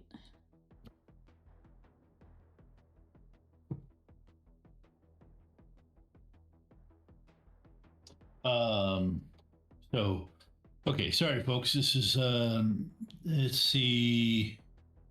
So this is the map I'm looking at. Just linked. They're not leaving downtown. It's from downtown to another area of downtown. Yes. Okay. Well, there'd be a lot of high buildings up there that we could get somebody up on one of those buildings and they could drop down on it. But once again, I mean, like, you're looking at heavy traffic, so at least there are going to be stops along the way. Maybe we could do some sort of window washer type dealia bob that good old Tank could jump from that onto the vehicle, maybe. I mean, we look like a bunch of window washers. We ain't going to be sticking out too much. They see us up on the side of a building. Other than that, I mean, what's our Tank? You know the underground, right? What's the sewer manhole situation? They stopped at a stop sign or something, or a stoplight. Maybe Violet gets into the traffic signals like grid ride and stops them at a stop sign, and you pull the old manhole cover, C4 on the bottom manhole cover maneuver. If the briefcase has a tag on it and we can see that tag, we'd know where to put the explosives. Like if it's in the back of the vehicle, we put the explosives in the front of the vehicle. Especially if especially if we know which one's Chance Wherever he's sitting at, he's going to have the case. Chance is the courier. So if Chance is in the front seat, we put it in the back. If the Chance is in the back seat, we put it in the front. Okay, I'm gonna change things a courier bit. would be in the back. Yeah. Security in the They're actually going down to Renton, which is about a 12-mile drive, depending on the path they take. It's more south. That could be yeah. a couple different routes. Wait, Yep. where is Yes. the arcology on this map? Arcology's in downtown. There's a lot of things in downtown. Downtown. Yeah, it's kind of. It's in that mess of pins. Isn't Yes, it? it's in the mess of pins. Okay. So Near they're either Smith gonna head Tower. South Let's just say. or east through Mercer Island and over the bridges. So go through Mercer Island. What happens? We get it stopped at a light. I put a popper on it. I mean, explosives. And it disables the vehicle. And it's remotely controlled, so Violet can turn it on at any time. It can be stealthed, and then when they get to the place they need to be, Violet can turn it on. And boom. We get them to break down where we want them to. Okay. Then what happens?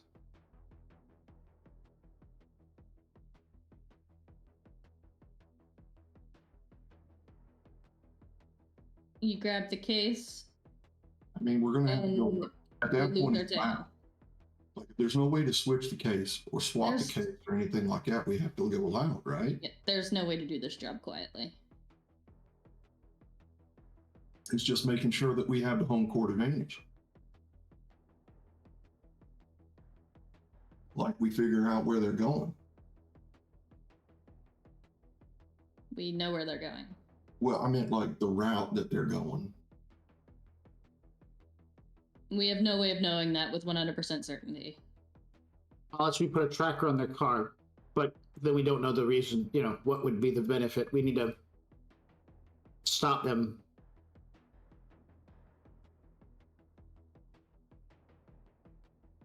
Man. So I can't tell exactly where point A and point B are on this map for certain with this one.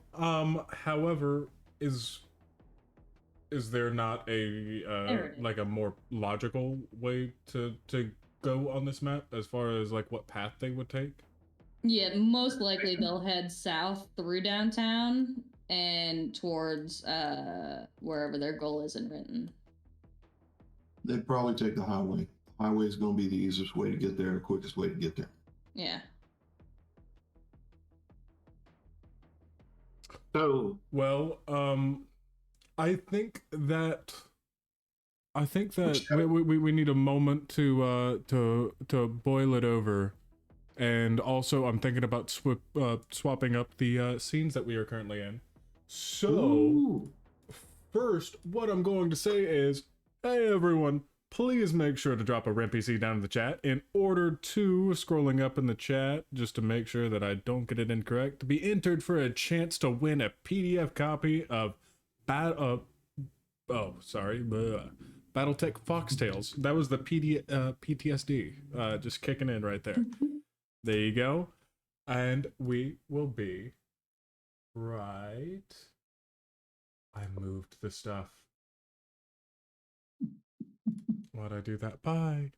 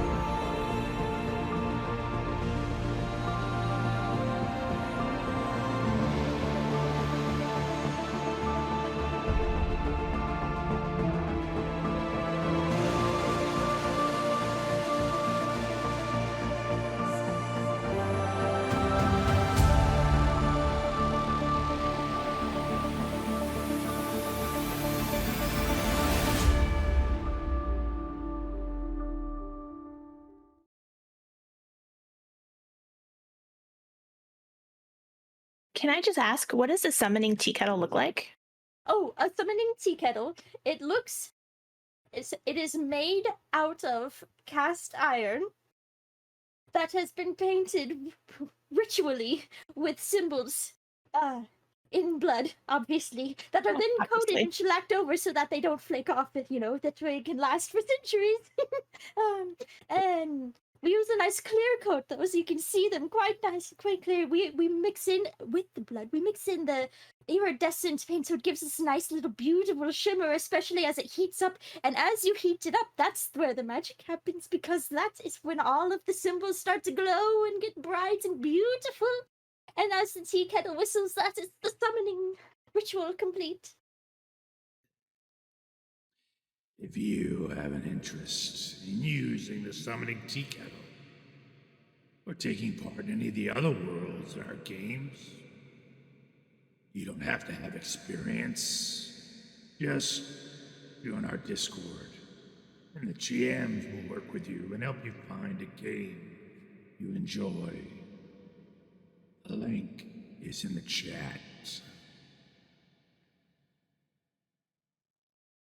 Ready to level up your cosplay game? Check out the Geek Forge on Etsy. With a variety of props to give your photos that extra spark, you'll find just what you need. Hold magical fire in the palm of your hand, or take a potion to restore your mana. With a large variety of colors, you can choose your own magical flavor for your cosplay. Bring drama to your photo shoots with these vibrant props and more, all available at the Geek Forge. Are you ready to level up your cosplay?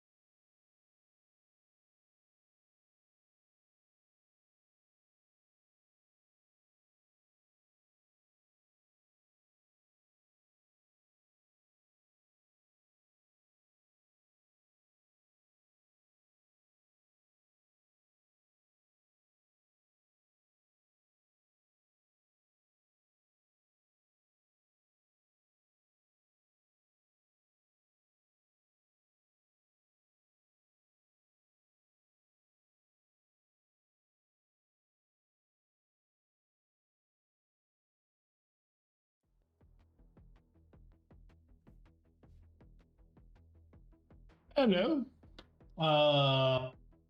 Yes, we're back.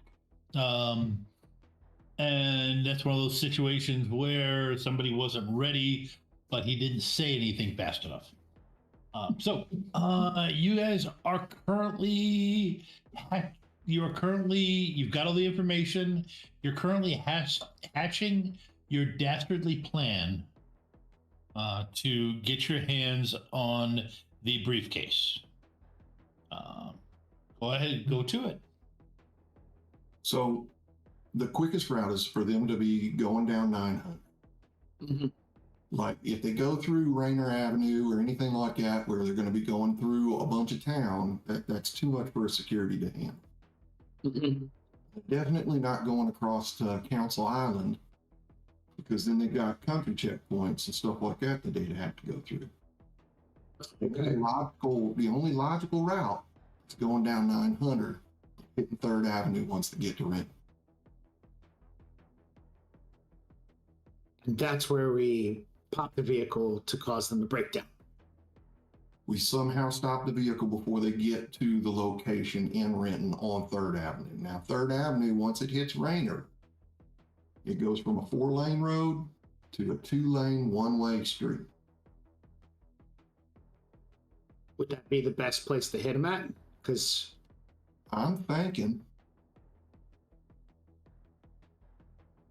once they get into here, like we got some open parking lots, we got, a shopping center, stuff like that down there. Like there's not a lot of tall buildings for us to get on the vehicle. mm-hmm. The biggest problem is like we're not dealing with the underground anymore because we're out in Renton.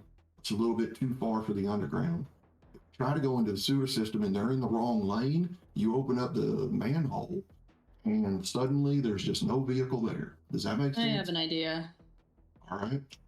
To deliver the payload, if we want to go that direction, we could get a small disposable flying drone of some sort. Yeah, or I could throw it. Like bounce it off the ground underneath the car. It's magnetic. Stick.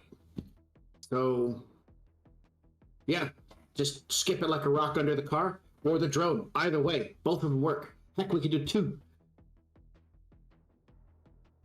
We could have both just in case we need a backup. Does that make sense? Yeah.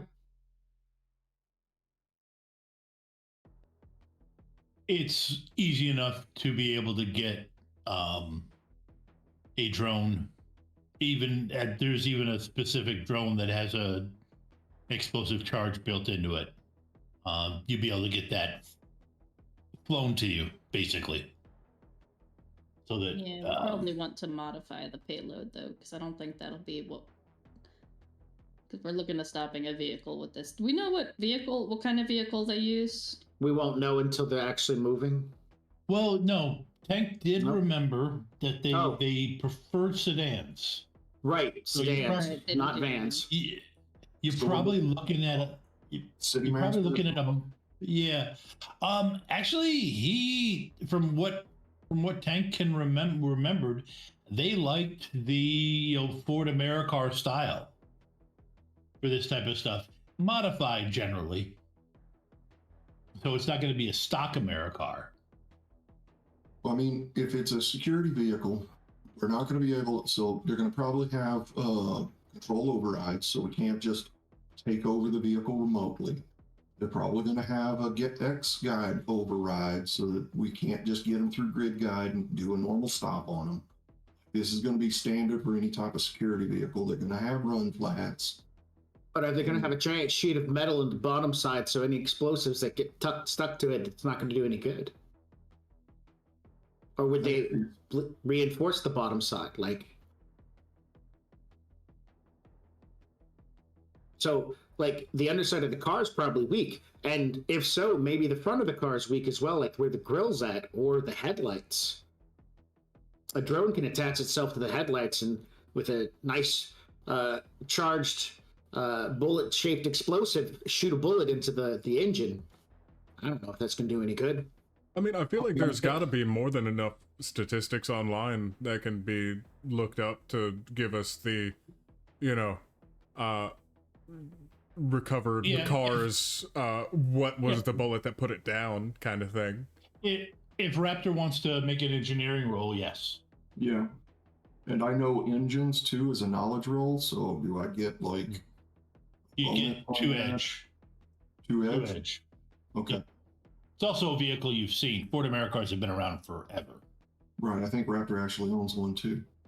Yeah. That's what Violet drives. I actually have a character that has done the most damage using a Ford AmeriCar. I got 2 hits there, and with the 2 edge, I'm going to spend 2 on my other edge, do a reroll all failures.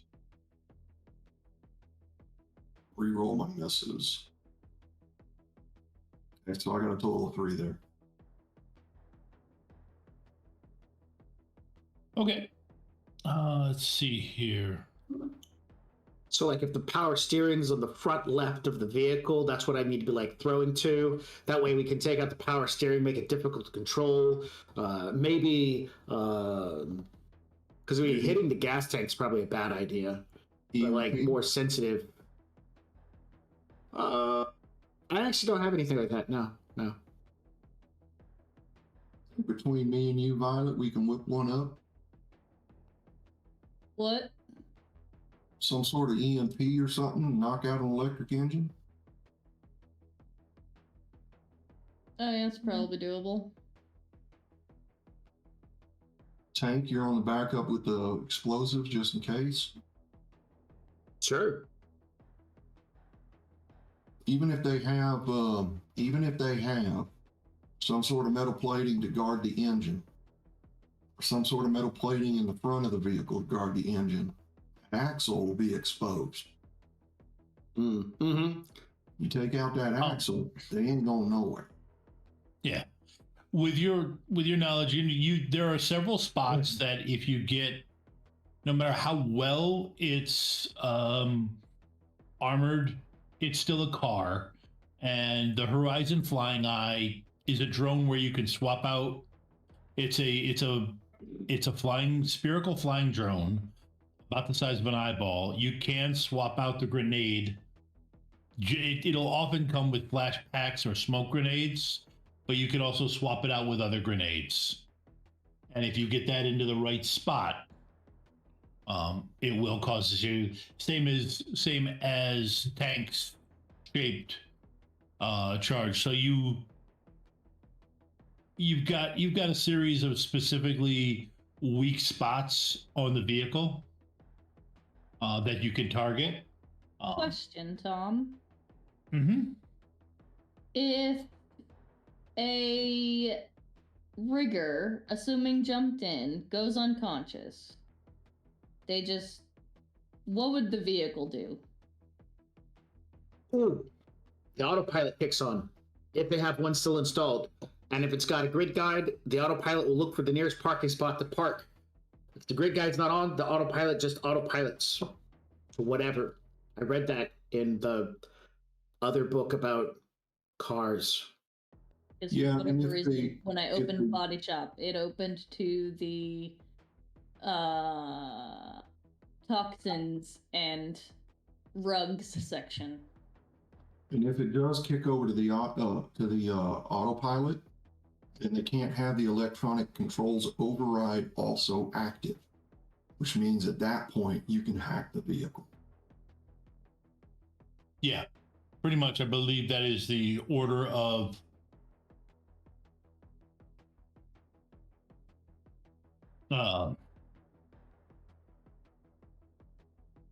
the order of control is somebody physically in the vehicle, somebody jumped in, then it goes down from there.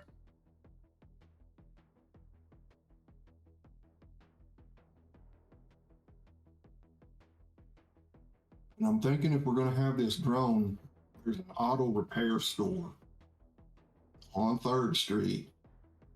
And if they accidentally see the drone, they might think it's from the auto repair store. You know, there's vehicles there, stuff like that. It might not look out of the ordinary to them. Listen, Raptor, it seems like the rest of the group kind of has this kind of taken care of. If the drone is a major part of your plan right now, what would it take for me to look like I'm supposed to be there with it?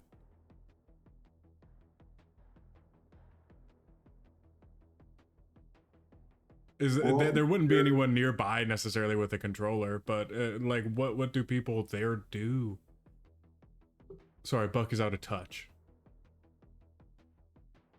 And he's I mean, at asking, an auto repair store, you just need to look like you're a repair mechanic or something like that. Even if you had a controller, it would look like you were test driving the vehicle. Dude, okay, so people still use controllers. Okay. As far as I understand, they use controllers. Do they use controllers? Looks at Violet. you can get controllers for them, yes. Most control it using their... I mean, it depends. If you're a hobbyist, you probably just use your comm link. If you're... How illegal are RCCs? RCCs are legal, right? It's for my kid, you know.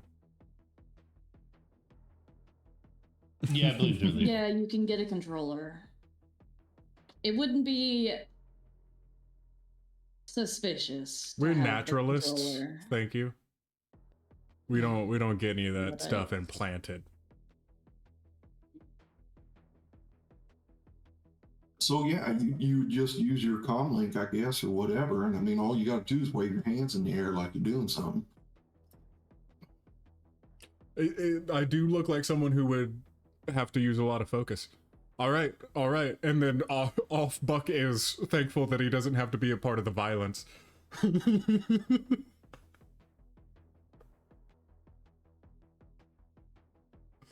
Okay, so Violet is gonna... ordering some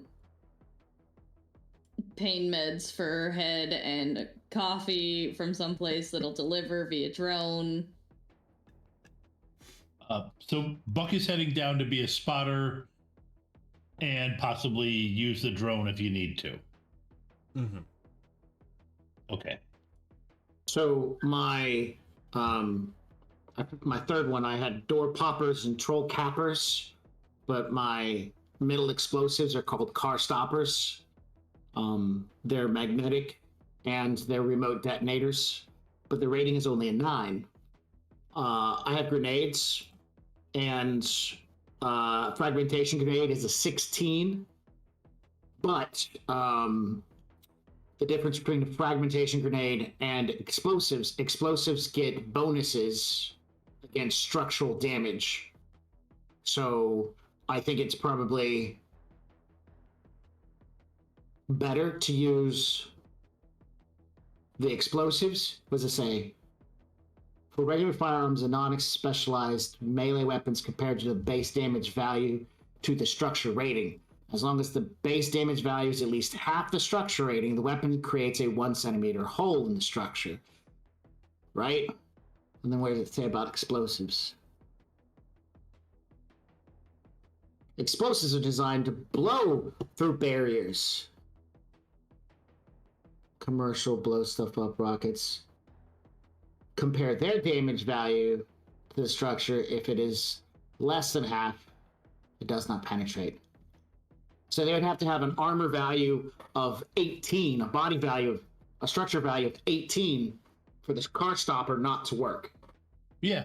No, that's if you get in the right spot, yes. Correct. While the grenade, on the other hand... Well, here's the difference. When they talk about the explosives, they're talking about stuff that is set in place, not stuff that's thrown. Correct, which is why they're designed to magnetically attach, and since they're shaped charges, I'm assuming that when Dirtwire designed them, when it magnetically attaches, the explosive side is down. That's the concept, to be able to utilize it. Yeah, but there's also it is a slight difference. They're grenades and explosives both explode. It's just a question of how well they're placed and that's what his. So that's you can use. Oh, I'm sorry. That's what Raptor's engineering role was for. Mm-hmm. Was to give you the spots where you could place it that definitely will take out the vehicle. So without the grenade, blowing it up. With the A grenade drone would work in those spots too. And then when they lock the door to try to keep us out, I'll just use a car stopper to open the door. Here's my thought. Instead of at the auto body shop, not but one block down, there's a park. Buck, you look like a dad who's playing with a drone for a kid. I think that should be something you could pull off pretty easily. You got a kid?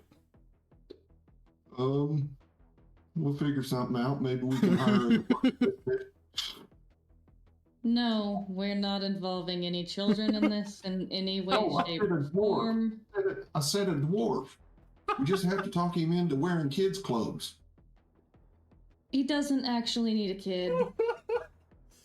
There's plenty of people here in Seattle who talk to people that aren't there. So, maybe the kid's in AR.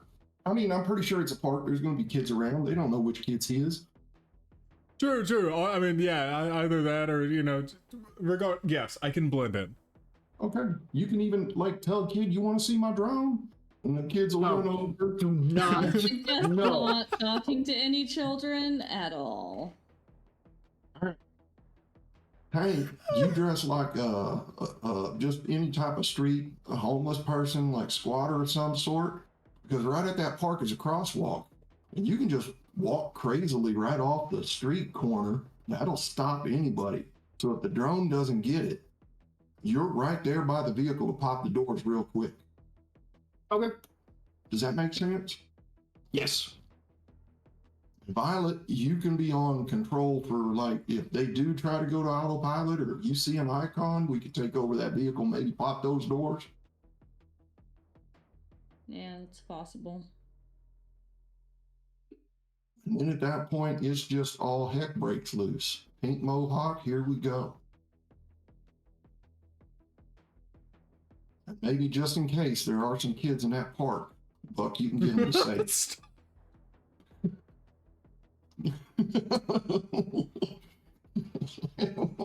Stop. I really don't want to get a kid caught in the crossfire. It's fine. It's cool. I'm just a hobbyist. I'd sooner listen, man. I got some pretty good disguises. I'd sooner try to be a kid. Just like take some tennis shoes and put the laces and tie them around the back of my knees and then stand on my knees. I feel like that might be more convincing, actually. Well, I ain't gonna tell you your job if you think that's good. Just don't stand out. Yeah, that's. You got Why it. do I think that? Okay, I'm so gonna I take, have tossed all of your. You're good. Sorry.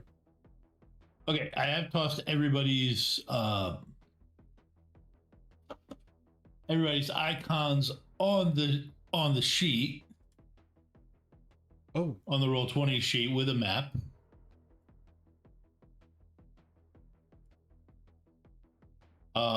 And you should have control over all of them. Right now, Buck is the only one who's really in a spot where he actually would be. So as I understand it, you guys are going to wait till it gets close to where you expect it to be. And then you're going to try to put, at that point, you're going to try to put the explosive, you're going to try and put that well before that. I feel like we should wait until pretty close to try to put the explosive, because if they cotton on to us way before and something goes wrong, they change their path and we are scrambling. Yeah, I agree. Got to make them feel like the job's almost over. They can relax then. Okay. All right. So, are you just going to head down there, or are you going to watch for them leaving and then follow them down? With the exception of Buck, who's already bucking around down there. Oh, you I'm know gonna it. be- I wouldn't be doing nothing else. I'm I probably will there probably- with Buck getting dressed as a homeless person. I definitely want to help disguise Tank. And I will probably be at the Smoking Monkey Pizza, sitting there eating. Because when I see them drive by, I can then just get up and head that direction because they're going to be stopping them at the end of that block. I feel like it would be a good idea to try and keep an eye on their progress as they move. Like alternating between Roven and Violet in the van, and then, not following them because they're professionals. They'll catch on to that probably pretty quick. Well, Okay. I guess it's down. Isn't it like a highway or something? It's a highway, yeah. Interstate, yeah. So actually, it wouldn't be too suspicious to actually be following them for a good while. Yeah. Okay. Yeah. So as I understand it, then, where's the? Actually, Buck, I'll let you put yourself wherever you're. Sounds like you're be down there. Oh, so I was just yeah. swapping over some scenes real quick, just so that Yep. now it's showing that roll 20. Yep. Okay. So, Violet's up near the beginning with Roven, parked.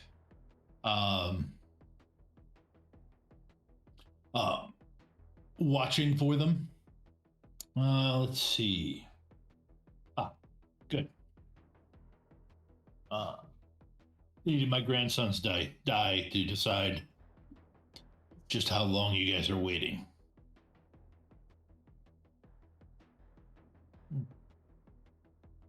Okay.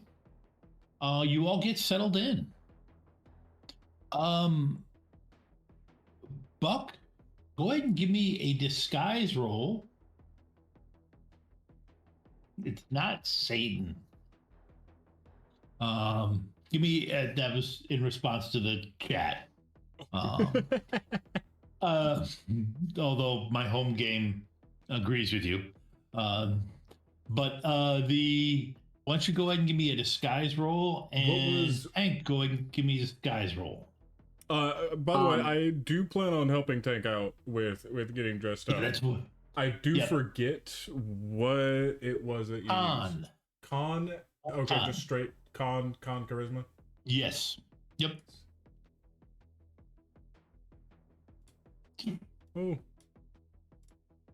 Oh, I got stuff turned on. Let me turn this stuff off. There we go. That's better. Okay. Yeah. That's what the dice pool was supposed to be like. Yep. No. Okay. Dice roll 3, 2, 1. Yeah. Not in that order, but yeah, that's kind of special. Okay. All right, Buck, you I meet Buck there, and as we're there, I'm there. I have a hat. I'm wearing a pair of boots, and the hat's in front of me. And I've got a little cardboard sign, but I got a shirt on covering my tattoos. That's it. Shirt, underwear, boots, a hat in front of me, and a cardboard sign. Can you give me 5 New Yen so I can get some soy calf? That's my attempt at looking homeless. In my gold-colored mighty tidy whities. Okay. Buck is gonna present Tank and just say sometimes. Back up. Tank, you described everything, but you're not wearing pants. Is that correct? That is correct. That is my attempt to be homeless. It's my attempt to blend in with my 0 from my dice pool by just not wearing pants. Yep. Do you actually have ranks in con? 1. You have 1 rank. Okay. Buck, go ahead and give me first off, give me a composure roll. Okay. Don't I get to add something to my composure? Oh, wait, I think it's your poker face quality that gives you that. Face. Yeah. And it adds. I can't remember. I had it is. written down, however, my notes have gotten swallowed. Let me pull up our chat because I sent you the details. Poker face. You can add your ranks in con to your dice pool on a composure test. If you do, the cost of edge action or boost to affect your composure are increased by 1. And that song is running through my head now. What song is that? Oh, right. It's called Poker Face. Ranks in con 6. So rolling composure and. Oh, thank God for those 6 die. Yep, you do not create an issue when you realize that Tank is going to be arrested. It's a park. It's a public park. Oh my. At least he has something on. I mean, I'm wearing underwear, so he's all right. Wouldn't necessarily be indecent exposure. Oh no. You know, if you're in a situation where you have to qualify it, well, it wouldn't necessarily be. Technically. You've already crossed the line there. Well, part of that is that I believe, yes. This area is rating AA. Oh no. In Shadowrun, there are security ratings that generally are used for a series of letters. AA ratings are usually high lifestyle areas and businesses that want 24-hour security but don't want to pay for active deterrence. Patrols are 24 hours, but not quite as frequent in nature as the AAAs. Standard officers respond, calling in associates as specialists as needed. But response is pretty quick unless there is a AAA problem. Now, the bonus is that this isn't that far from a B area. So, but it is quite a distance from, and it's actually close to a C area. So, where you would be allowed to walk around in your underwear? I don't think I want to go that far, but yeah, there would be some flexibility, more flexibility. But anyways, but Buck is aware of what the rating is in the area, and that the first cop that sees Tank is going to come over and investigate. So how do you want to handle the so go ahead and give me another disguise roll, Buck.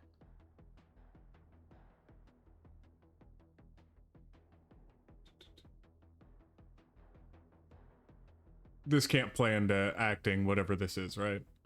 Just straight disguise. It would be just a straight. Well, no, you know what? Acting works.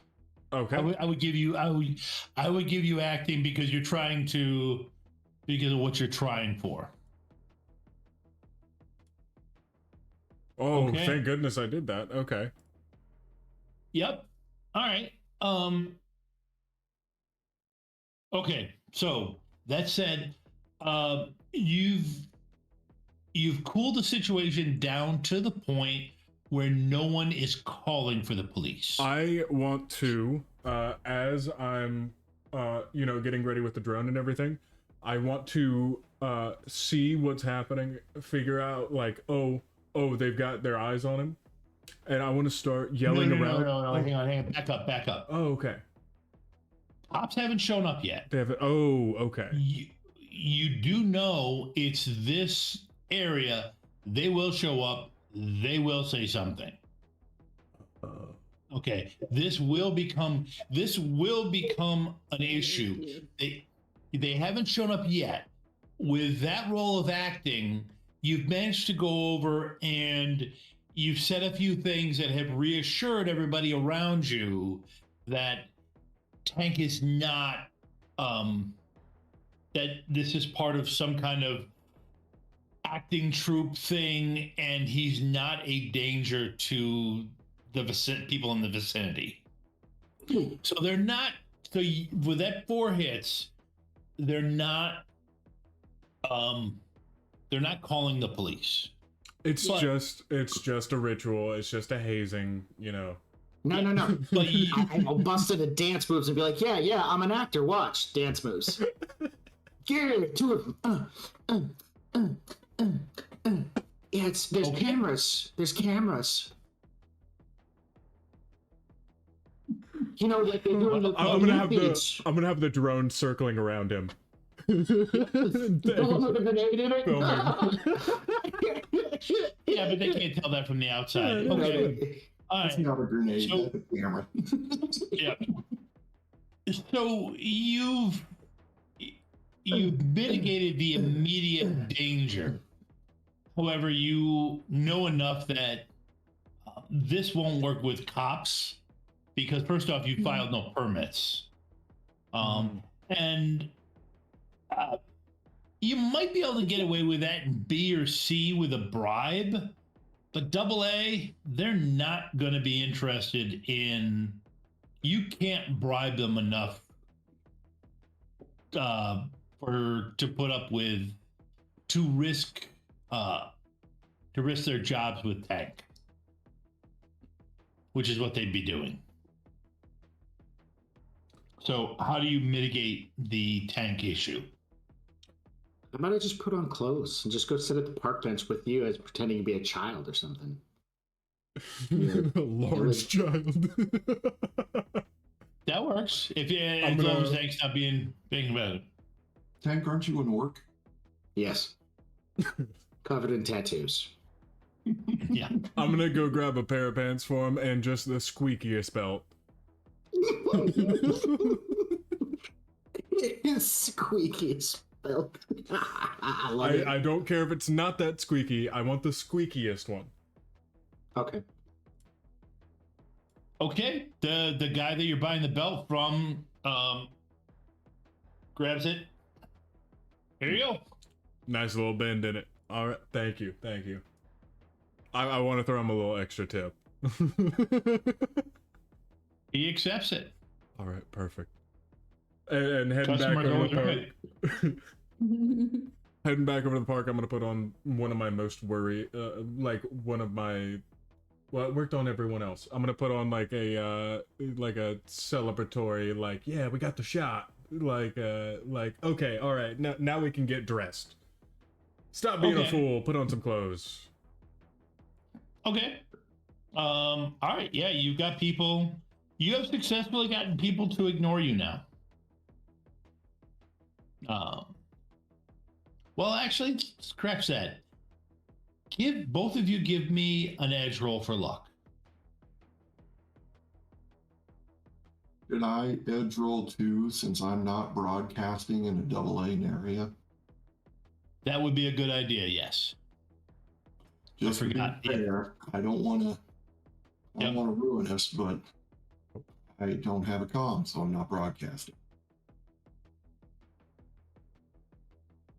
Just go file a false police report if anybody harasses you. Somebody stole my comm link.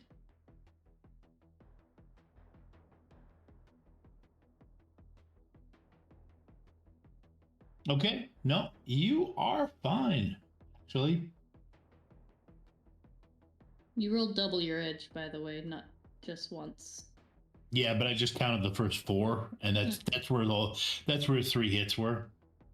So, okay. So, you settle in.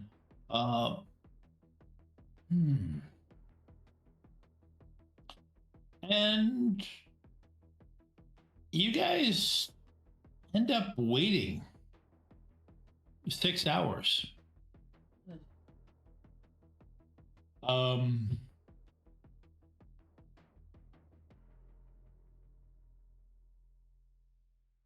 Rovan,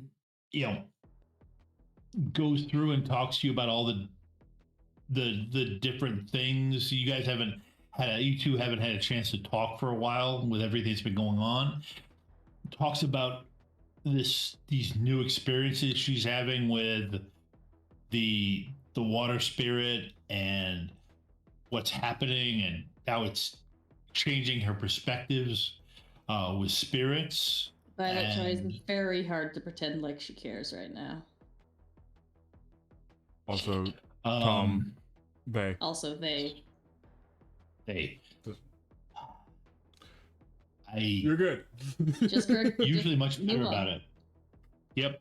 Okay. So, anyways, but eventually, go ahead and give me a perception roll, Violet. Visual. Yes.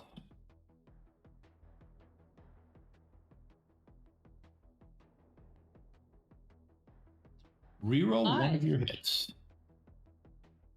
Reroll one of your hits, please.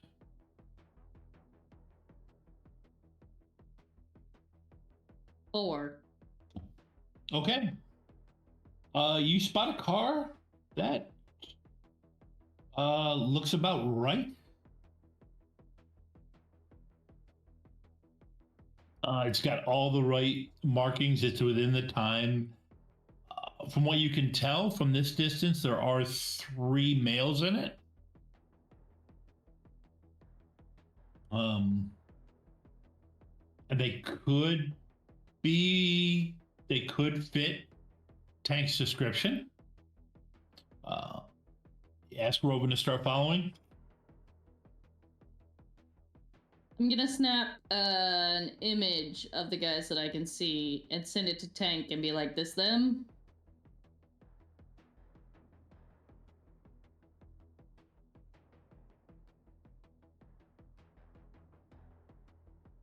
Well, I'll take a look at the image. Yeah, I'll take a look at the image. Give me a memory roll. Before or after the accident? Ignore the accident. Nice. Yep, looks like them. Yeah, that's then them. Correct. Then we'll follow.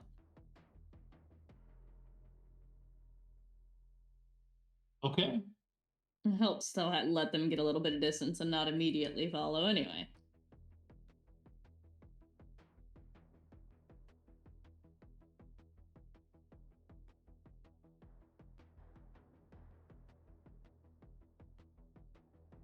All right. Rovin seems to be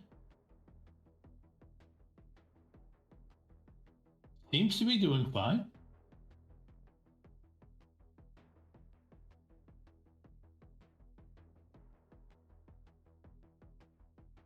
You don't see. Yeah, there's nothing to concern you.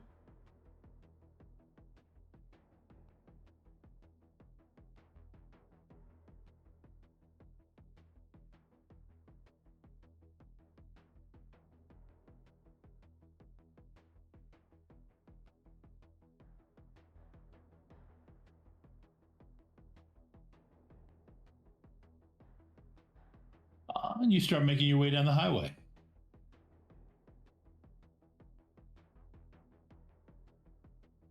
Man, Are you I have a sneaking suspicion we might have been noticed. Yeah, but what did he notice? 2 people in a van fall on the same highway going the same direction as he is.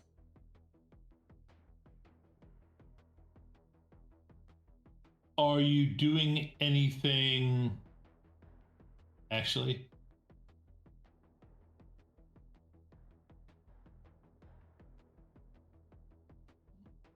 Okay. Sorry, while you're figuring that out, everyone just make sure to throw in your vote. You always got to make sure to vote because that's how a democracy works. Really? Is there anything you're doing, Ava, as far as matrix perception or anything like that?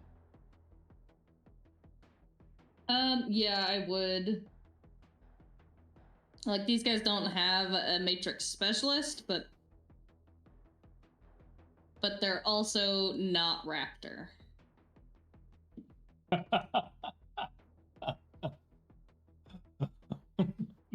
So I'm assuming they have some level of Matrix competency.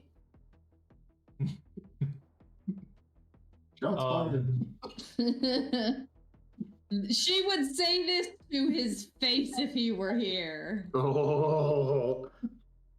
Especially the mood she's been in recently.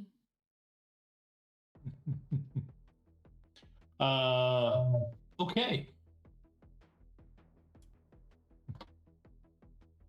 Go ahead and give me the. Okay. 6 Matrix perception. Ah, who outvoted? Who's dumb? Letting people spend points on this. You know how much I'd have to spend to get the vote back up to what I want? You wanted me to. You wanted me to let them do that. No, not in my favor. I needed an excuse to put me back down to 69,000 channel points. I'm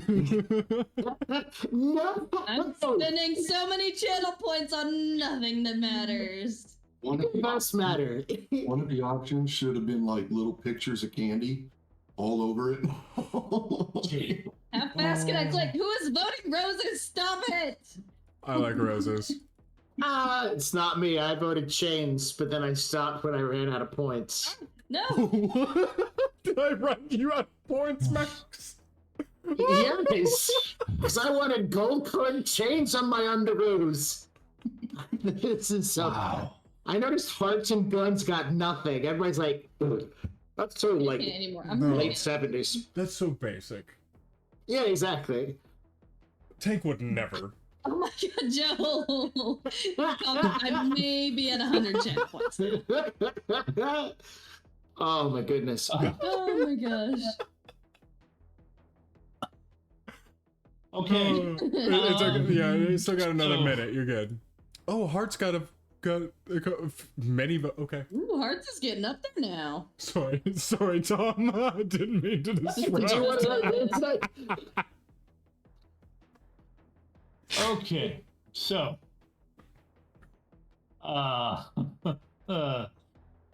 let's see.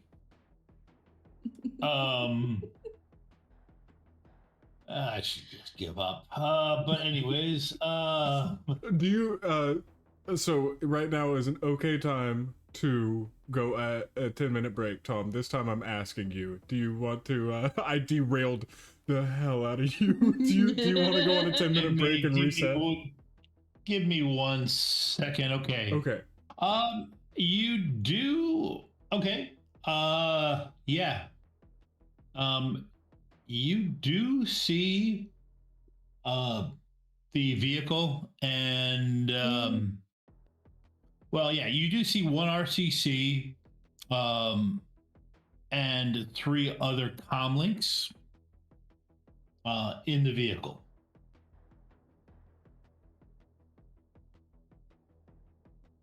Okay, that tracks. Man, I rolled badly. Okay. It's what it is. Yep. Let's see. Get back to. Oh, that's what it is. Yep. Yes, I won. Okay, who else contributed channel points though? I want to know how many were spent total. I spent 13,000 channel points. You're the only one that I think we can see. Because I can't even see anything on the back that was end. the winning vote. Okay. Many channel points were sacrificed. Many channel Put points. Tank in TMNT undies. Oh my goodness. Those Teenage Mutant Ninja Turtles. Yeah, they. It's valuable. Well.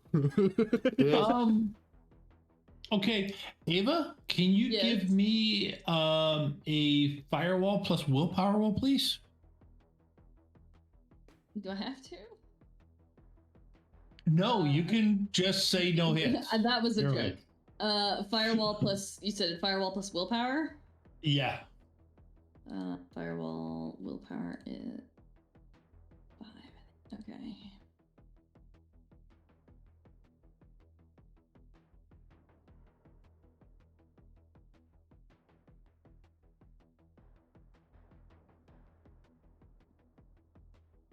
See if I can type properly. Wait, really? I didn't roll too many. No, One, that is two, 7 on 11 dice. 5, 6, 7. Wow. Fantastic. Yeah. That's what I'm I talking saw about. that 7 and I was like, did I have an extra number in there? Right. Somewhere? But I had Only said 11 plus dice. 2. Mhm. Okay. I think that would be a good time to go on break if you want to take us out. Tyler? And just realized that I was muted in OBS. But everyone, go ahead and make sure that you drop a RMPC down in the chat in order to be entered for a chance to win a PDF copy of Battletech Fox Tales. Throw that down in the chat. I'm rolling the wheel at the end of the night to see who's getting it direct from Bryan Young himself. But we will be right back.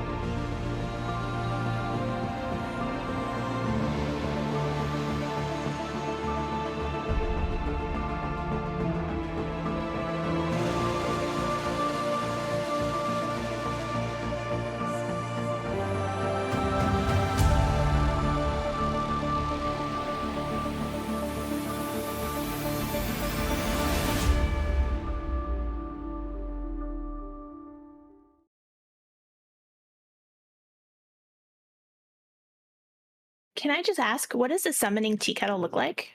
Oh, a summoning tea kettle. It is made out of cast iron that has been painted ritually with symbols in blood, obviously, that are then coated and shellacked over so that they don't flake off, that way it can last for centuries.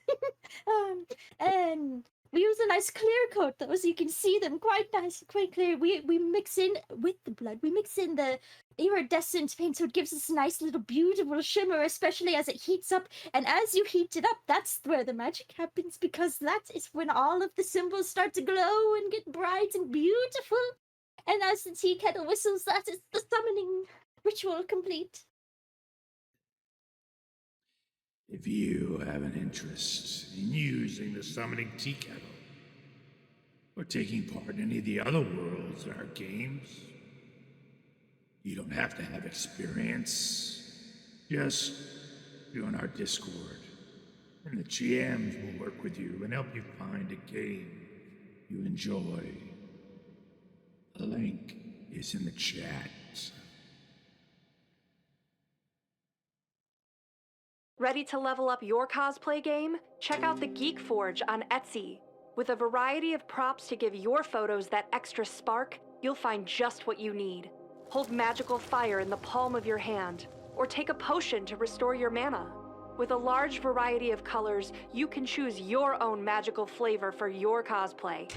Bring drama to your photo shoots with these vibrant props and more, all available at the Geek Forge. Are you ready to level up your cosplay?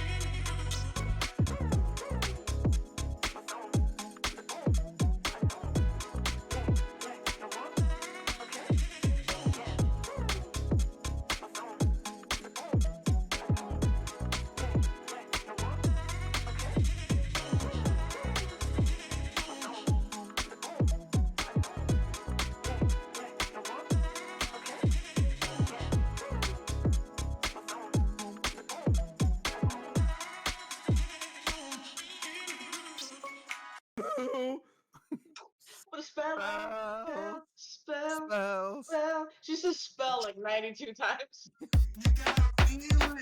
Spell.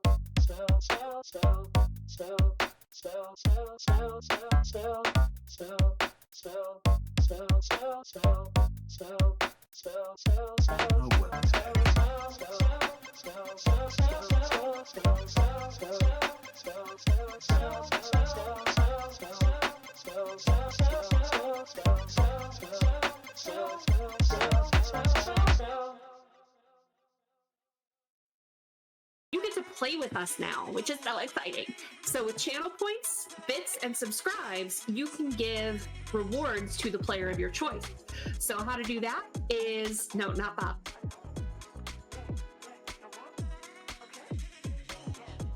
Channel points, I believe it is 500 points, gets you NERPs, which is +3 to any dice roll to the player of your choice. For 1,000 channel points, you can do a point of edge to any player. And for 2,500 channel points, you can do 4 edge to the player of your choice. Now for bits, for 100 bits, that's $1. You can do the NERPs. For 200 bits, that's $2. You can do the point of edge. Or for 500 bits, that's $5. Get 4 edge to give to the player of your choice. And finally, again, the subs, if you subscribe, you can give 4 edge to any player.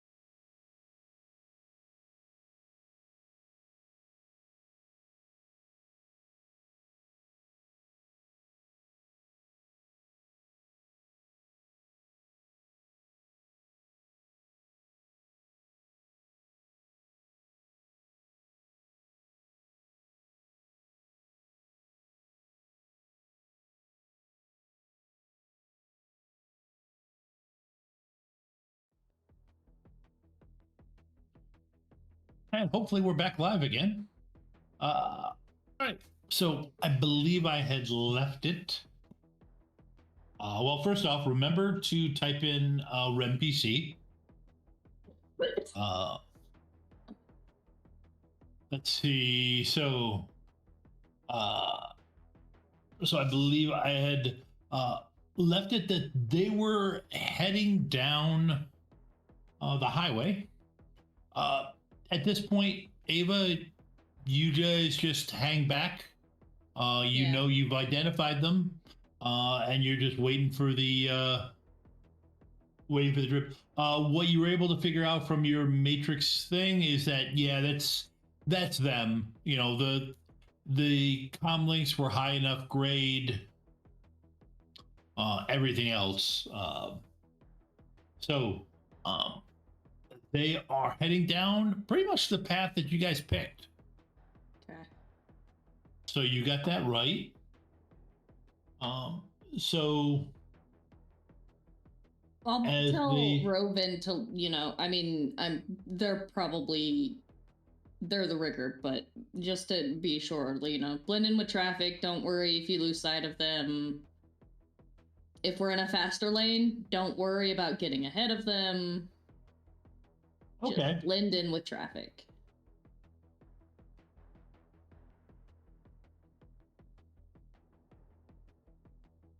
Okay, that definitely does help. A bit.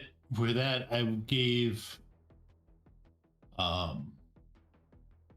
Rovin's stealth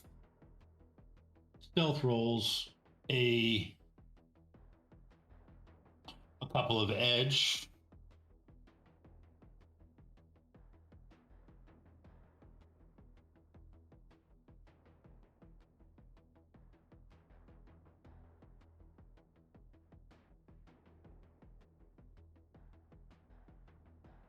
Okay, I'm gonna be backlit for the rest of the night because my head is killing me. Okay. All right. So vehicle gets down there. Not a problem. What? Rovens manages to keep an appropriate distance. When do you guys basically execute the ambush?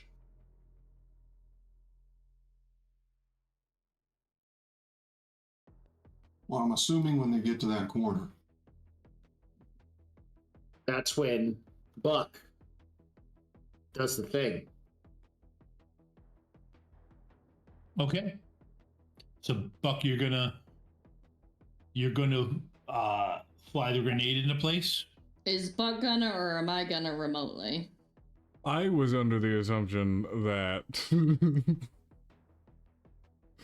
I can only assume that Buck does not know what he's doing with technology. Oh, man, you're kidding me. Do you have piloting? Does Buck have any piloting skill? No.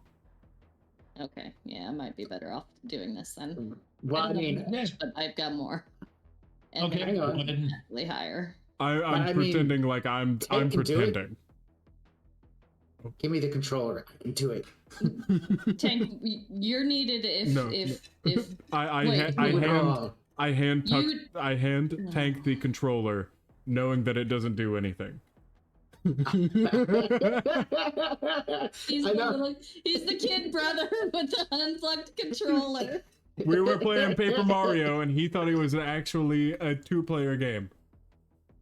No, okay, but so correct me if I'm wrong. Wasn't the drone the backup in case Tank's hand thrown didn't work, or was it the other way around? It was reversed because it was that the hand throw wasn't necessarily going to work as well as the grenade can work. Okay. The hand throw isn't a hand throw anymore. It's now used to get into the vehicle. Okay. Gotcha. Okay, so that should be piloting and intuition to get it to do what I want, right? Okay. Yeah. Go ahead and you have 2 free edge. Oh, good, because I might need that. Yeah, definitely need that. I'm not a rigger. What do I want to do with that though? Do I spend to reroll all of my failures? Yeah, I think I'll do that. I would. Well, okay. I would also think in this case that if you wanted to have pre-edge, knowing that you were going to get the 2, that might also make a difference. Yeah. Reroll the pre-edge. Yeah. Okay. Six. Yeah, that makes 6 dice pool with a decent edge pool. That starts to become worth it. Pre-edging worth it. Yeah. Yeah, it is. Yeah. Yep. So that is so. With the edge of 4, you bumped your dice pool up to 10, but then you got 3 6s. Yep. So that gave you plenty of extra hits. So what you, yeah, you've got it. You all have, well, actually, yeah. You all have the feed for it, and it goes right into the right spot. And blows.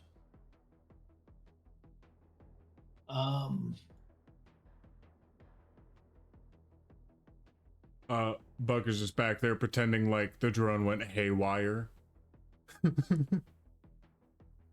And Tank's holding the controller like, look what I did. The drone is pretty small. I mean, you had it flying around you guys, but then it kind of flew off. Nobody's really paying attention to it. Oh, okay. I didn't realize how small it was. Drone. Okay, given how small it is, I am 100% just like looking around at the air, holding the controller, and still just like tapping away. Yeah. Okay. Or rather, pretending like Tank is. So there is a okay, so at this point, let's all roll initiative.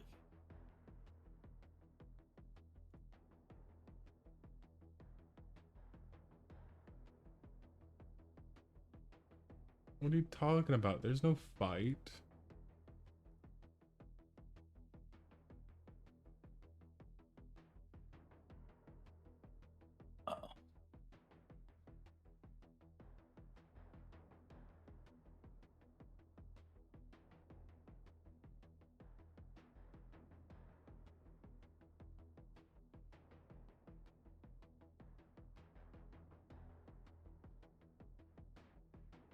Okay.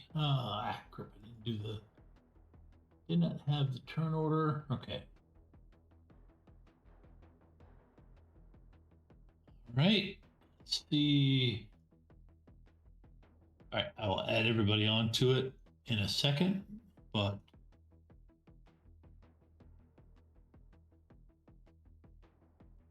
now let's see.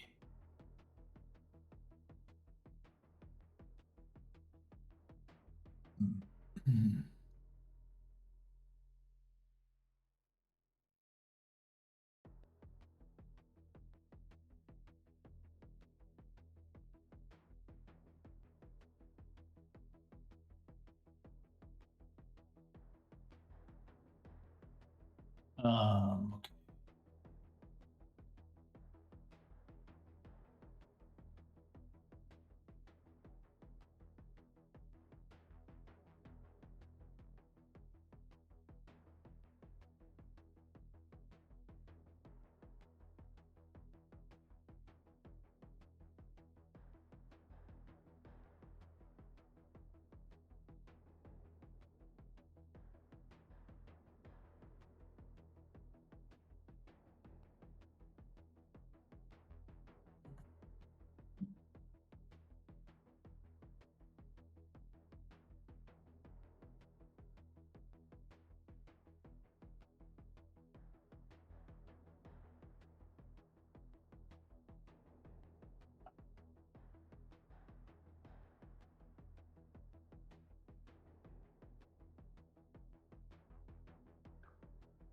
It honestly gives me a pretty good feeling, the fact that everyone rolled so high, because then I'm just like, oh, okay, the highest that I could have gone is 16, so it didn't matter at all. Well, there was it last week, 2 weeks ago? You rolled higher than I did. Oh, because I rolled like my bare minimum. I rolled 3 ones on my initiative dice, so I was at 13 or 14. Yeah. So wild. Like that should never happen. Didn't you What is have your going on? like? I don't know how physical enhancement works on a Decker, or just in general. Didn't you have your physical enhancements going? That's why I have 3d6 for initiative dice, yeah. Because I've got wired reflexes too. Right. Which, while on a run, are never off. And hers are practically always on. She turns them off when she sleeps, and that's about it. Fair. Okay, yeah. I was. Violet's the girl that never rests. When she's going, she's going. It's still funny anytime one of my characters go before anyone else in a round.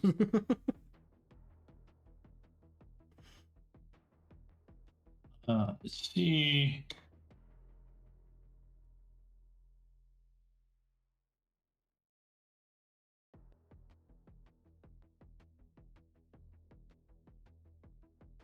Okay. All right. So, as far as things go, the vehicle lifts off the ground, and then the front driver's side of the vehicle visibly lifts off the ground, and then falls down hard with a resounding crash. So you guys are on the clock for the AA response time. And then the vehicles, you can hear this grinding, you can hear this squeaking, grinding noise, like that sometimes happens when certain people's belts get broken, but only a lot louder. As it comes to a fairly rapid halt,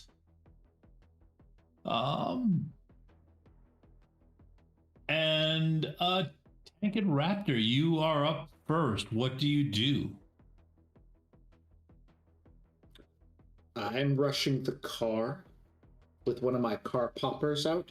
When this picture was sent to me via Violet, I would have noticed the seating arrangement of Wicker and Chase and Wicked.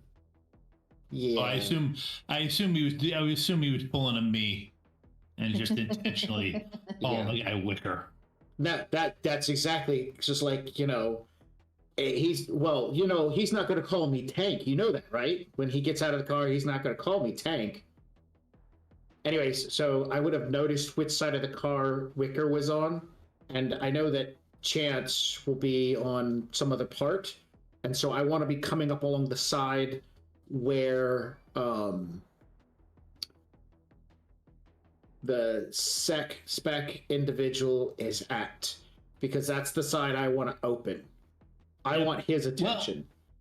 Well, okay, well, you're in luck. Both of you have the same initiative. Mm-hmm. So, quickly, as soon as it does, his door does pop open. Cool. And it is the rear driver's side door. So that would be the side I would I'd be moving to get to that side of the vehicle. Yes. Yep. That's also the side that you're on. It makes it easy. Fantastic. I would like to throw a glitter grenade into the vehicle. Right past the open door and into the vehicle. They'll instantly never armed. get this run. Every time they're picking glitter off of their jackets. So, So, how many d6 does he roll for emotional damage? Is that part of it, or? let me go ahead and I knock think off it's one of my glitter. psychological damage. Go ahead and give me a throne roll. Yeah, because I'm using my agility, I get a bonus to edge because of my attribute mastery. And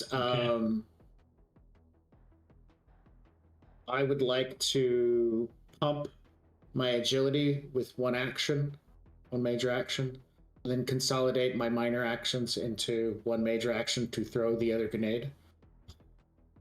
So I'm going to roll my magic. My improved magic thing, is that the right 2? It is. So it's 2 plus my magic of 8, so that's 10 dice. You have 8 magic? Holy. Yeah. Okay, so that's one minor action. You're moving, so that's a second minor action. You're throwing the grenade, which is an athletics roll, or that's possibly thrown if you have that. So that's your major action. How are the modifiers? There we go. Forgot to turn that on. It doesn't matter. I didn't roll the right for my magic pool. I still got 4 hits. The 4 hits, I would have had 1 more dice. So I'm fine with it only lasting for 4 rounds because it gives me a +4. Okay. A dice pool of 16, I get 3 hits to get the grenade into the vehicle. Into the vehicle. Okay, and you are at let's see. You are at, would give you near range. Could have gotten him a neurostun grenade to throw in instead of the glitter. I was thinking about my smoke grenade or my neurostun, but the glitter just sends a message.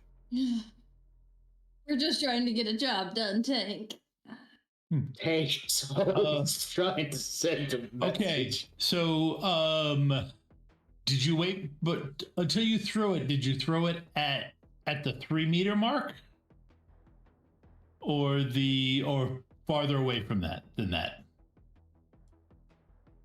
I mean, my movement is like 10, so if I'm spending a minor action to move, do I get to do the full? And if so, yeah, you get the 10 movement. Yes. Yeah, I'm fine with being as close as possible to the vehicle at this point. So 3 meters is really good.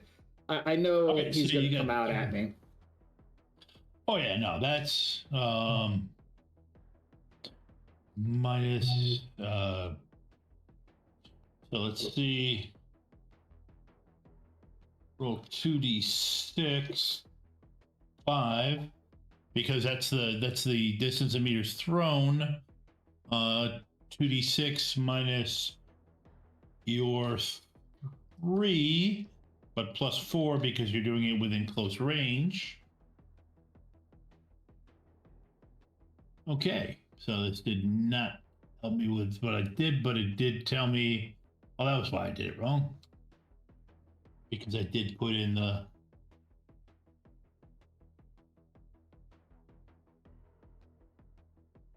Oh wow. Okay.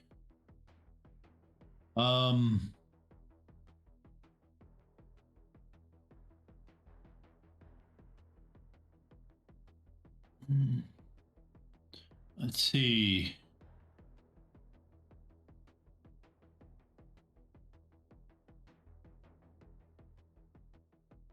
One meter.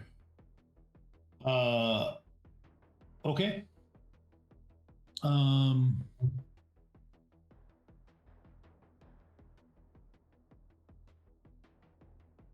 Okay. So yeah. So yeah, I got a 17. I rolled 11 on the scatter, and you get a 7. And you ended up with a 7 with your net hits, so it's a. Okay, so the grenade actually goes wide. Aw. Go ahead. Really needed 3 hits to go where you wanted it. Go ahead. Can I use edge at this point to like bring that if down? you want. Let's see. No, you can't use edge. You can't use edge to bring it down. You can use edge to up your net hits. Let's do that because I got 4 edge right now for this. So if you do that, then you can reroll all your hits. That might do it. Okay, let me Because you see. need 4 more hits to go right where you want it to go. All right, if I push this button, reroll 13, submit. Did it actually work? Oh, taking beans, taking beans. Okay, so that changes things. What was edge? Yep. No, you gain an edge back because you landed that thing perfectly, and the glitter grenade went off, and that particular bit damage. that soars your spirit and gets you an edge. Fantastic. And you pulled it off. You pulled it off. Yeah, it lands exactly where you want it to. The grenade goes off. Jeez. I mean, if what was his name again? If Chance is just sitting in the car getting sprayed with glitter at this point in time and not trying to escape the scenario, man, it's tougher than nails. We're in trouble.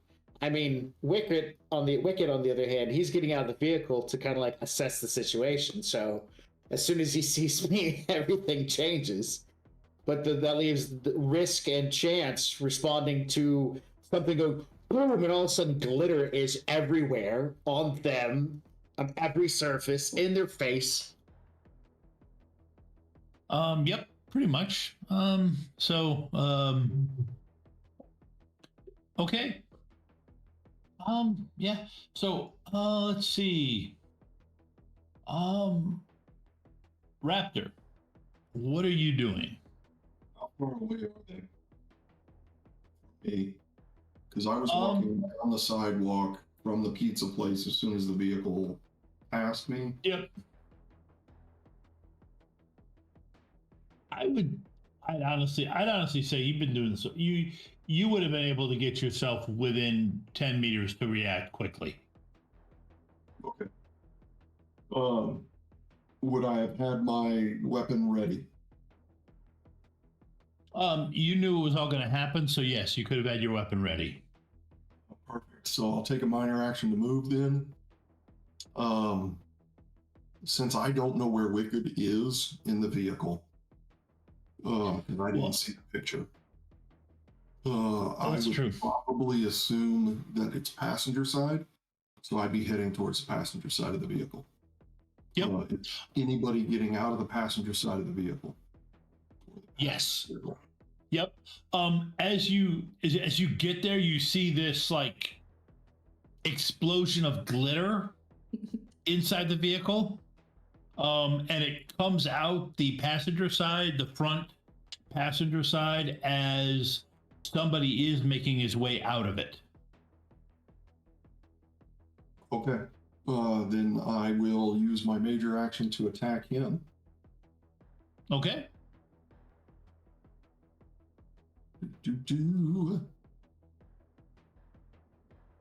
This is what I roll. Yep, that's what I roll. AR would be 16. Okay. I got 4 hits on that.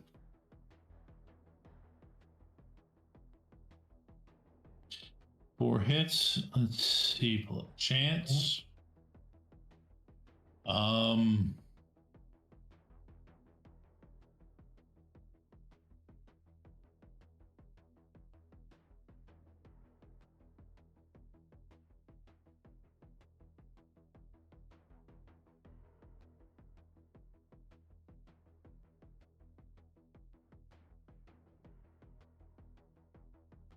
Okay.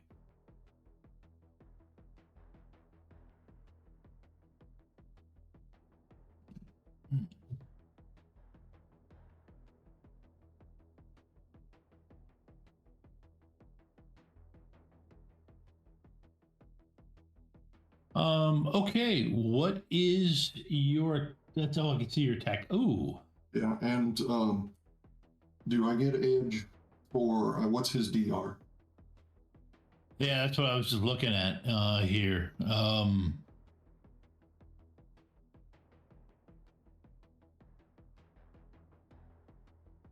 Let's see, his DR is...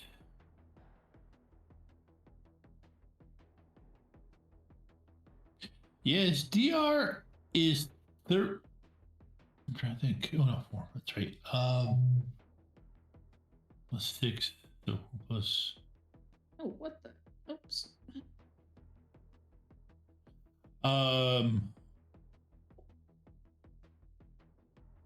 Yeah, his DR is only 10. Okay, so the edge from that, and the edge that I get from my attribute mastery, which the attribute mastery has to be used on the roll, then I'll spend 1 extra edge and make him reroll all of his successes.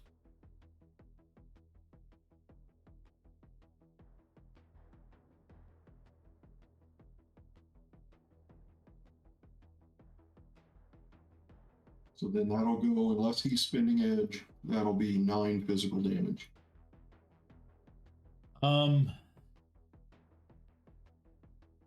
No, I'm gonna rule he's got glitter in his eyes, so he really doesn't understand the threat that you pose with that monofilament whip. Yeah. So I'm gonna say that he can't use edge because of that. Because of that in this round. So yeah, so you do. So I got to soak. Yeah. 9 physical, yeah. 9 physical for this guy.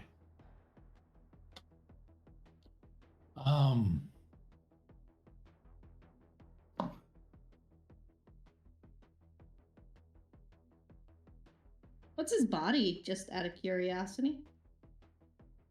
6. Which is actually a very impressive body. Really good, yeah. Really good.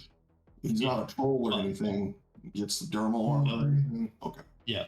I mean, he might have those mods. Augmentation. So, yeah. So yeah, you do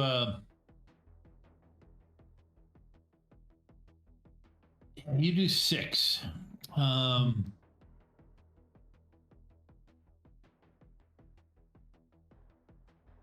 Yeah, so you end up doing 6 damage.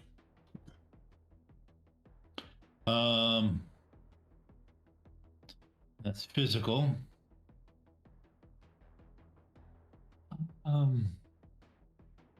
And he yells rather loudly. Okay, Buck. Not Buck. I was about to say, it feels way too early to be getting the Buck.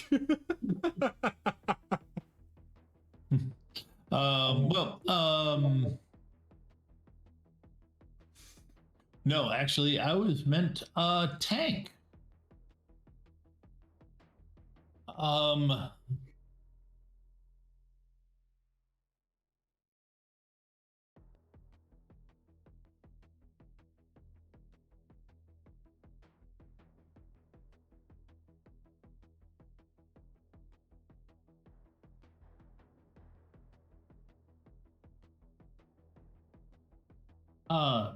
Wicked comes right up. You got to roll defense against 3 hits. Yeah, sure. So the glitter is in his eyes. He's got 3, and I'm just like, hey. What's up, Wicked? Actually, Wicked doesn't have glitter in his eyes. Oh. He'd opened the door and was stepping out of it because you two were basically about the same instant. So right. he was already stepping out. You actually threw it past him. Oh. He chose not to bat it away, thinking you'd missed. He thought you'd missed, so he didn't bat it away. Gonna regret that. Well, it's a glitter out of his armor. Yeah. Okay, I want to burn a. He's swinging a punch at me. Yes, he is. So you just need to roll a defense or use a minor action to also add in your close combat for. So when you do a close combat to block, can you do you add in your stat or just your close combat skill? Just your close combat skill. But if you're doing an avoidance, you use your reaction and athletics with a dodge penalty roll. But if you're doing a dodge, it's athletics. Got it. So I want to use my I'm just following through. Sorry, I'm talking out loud. I'm going to use a minor action and drop my athletics into my dodge roll. Okay. In your defense roll. That one, you're right. Technically, that's doing a dodge, is adding your athletics in. Got it. That's what I'm doing. So I hit my defense and then I give an extra 7 into it. Tapestry needles. Okay. 6. You dodge. All right. You dodge that. I might not have made these guys tough enough. I think they're perfectly fine. Don't worry, the cops will make up for it. Bring a double A. They're going to be here soon. Well, we still got this double A, a couple minutes at least, and the combat's only just begun. We'll be fine. Yep. See, the thing is, those enemies are only worth. Drag out. They're only worth 1 GG. One glitter grenade. Yes. Oh, okay. So I'm sorry. Chance gets to go next, and he, even though he's got wounds, is going to shoot that raptor. I will also be adding my athletics to my dodge.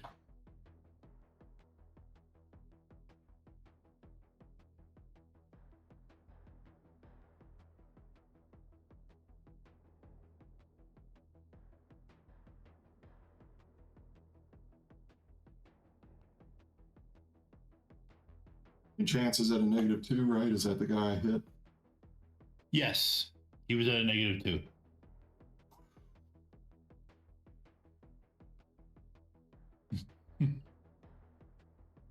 I was thinking about me. Okay. It's a graze. Yeah. I mean, it's all fun and games. Glancing. I need to spin 2 edge to get me to a 7 so that it is a complete dodge. Yes, you can do that if you want. Yes, I do want. Okay. I'm gonna. Well, actually, before you do that, I will make you re-roll one of your.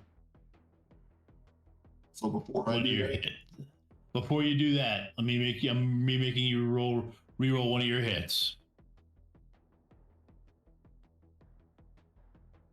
Aha! Okay, then that does it. You managed to get out of the way of the glitter-covered operative. Okay, now it's Violet's turn. Yeah. Yeah, this is the one with the briefcase. Okay, guns are now firing. Can I see their icons for the guns? Yes, you saw their icons. Okay, because I'm going to do. What is the one? Is it control device? No, control device requires spoof command. That's what I want to do. You want to unload Chance's gun? Yeah, and any other weapons they might have that haven't been fired yet. Okay. So well, 2 of them because I've got fork. So. Yep. Okay. All right. Yes, there are 2 Colt Government 2076s. So that would make the most sense to unload them. I can't tell offhand who has which one, so I'll just eeny meeny that one. Okay. Booth command is Cracking in logic. Oh, yes. Give me that edge.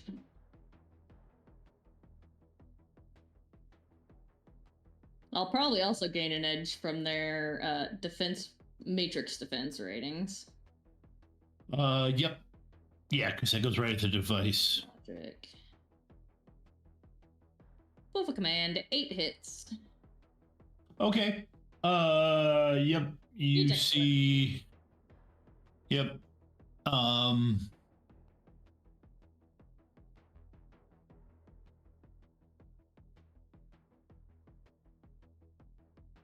Let's see.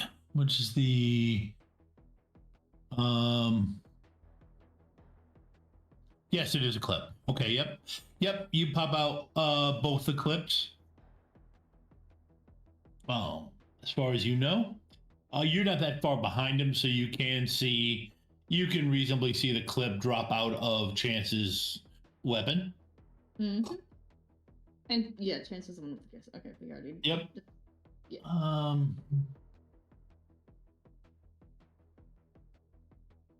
Okay. Then all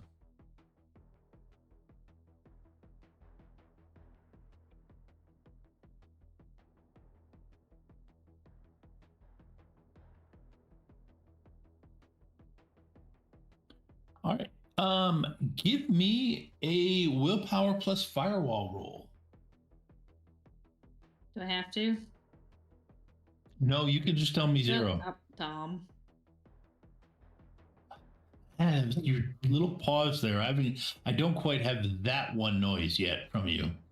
I've got stop it, Tom. I've got 3. 3. Okay. Let's see. What is?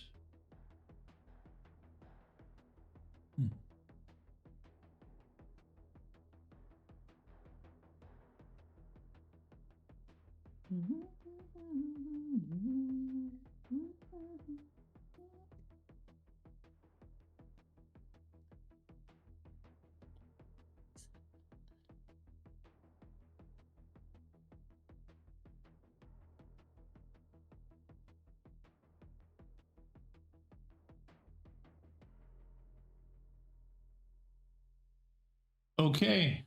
Let's see. Brute force. Mm-hmm. Directly attack a device, flooding it with requests, commands, queries, or other junk code in order to create an exploit you can access. Yep, it's just the hard and fast. Yep, the hard and fast one. I am currently beating you by 3 hits. Yep. Okay.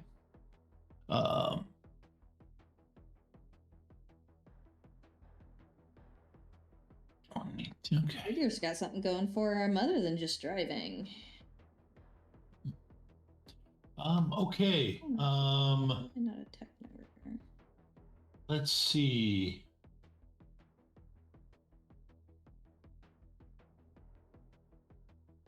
Buck. Not Buck. Well, actually, let me ask you a question. What is Buck doing? Is Buck just standing back watching everything, or that is is he? An interesting question, because I'm assuming by this point, there's been a loud pop in assumably the middle of the street. There are people around, correct? Yes, there are people. Oh yeah, definitely people are around. They're panicking. It's all. Buck is immediately. He's kind of semi-copying what everyone else is doing, to like physically to a certain degree, as well as like shouting around the group. Oh my goodness! They just attacked the troll, and I'm gonna kind of describe the group. Like, what is going on? And I'm gonna try to rally the like, not rally, but just like I'm going to put on the kind kind of the assumption that we're all like well off. This is a AA neighborhood. You know, like, oh my goodness, I can't believe they allowed them in here. What is going on? And just kind of like who they're fighting, just like kind of demonizing them to the rest of the crowd. Okay, give me a con roll, and Tank, go ahead and give me a go ahead and give me a dodge roll. Okay. I cannot dodge because I don't have any minor actions left, but I'll make a defense roll nonetheless. Give me a defense roll against 3 hits. I considered it acting. Wow. I just by the way. Yeah. Since he was using a shotgun at close range, do I have any kind of penalties? No, it's specifically it's got a slug gel round in it. So. Okay. Well, I got 6. Yep. Okay. So you dodge it.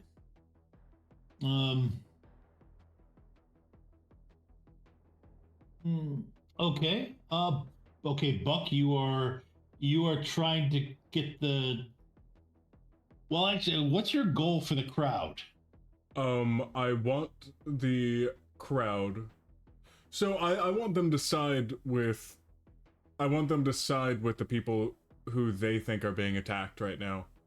Whether that means just.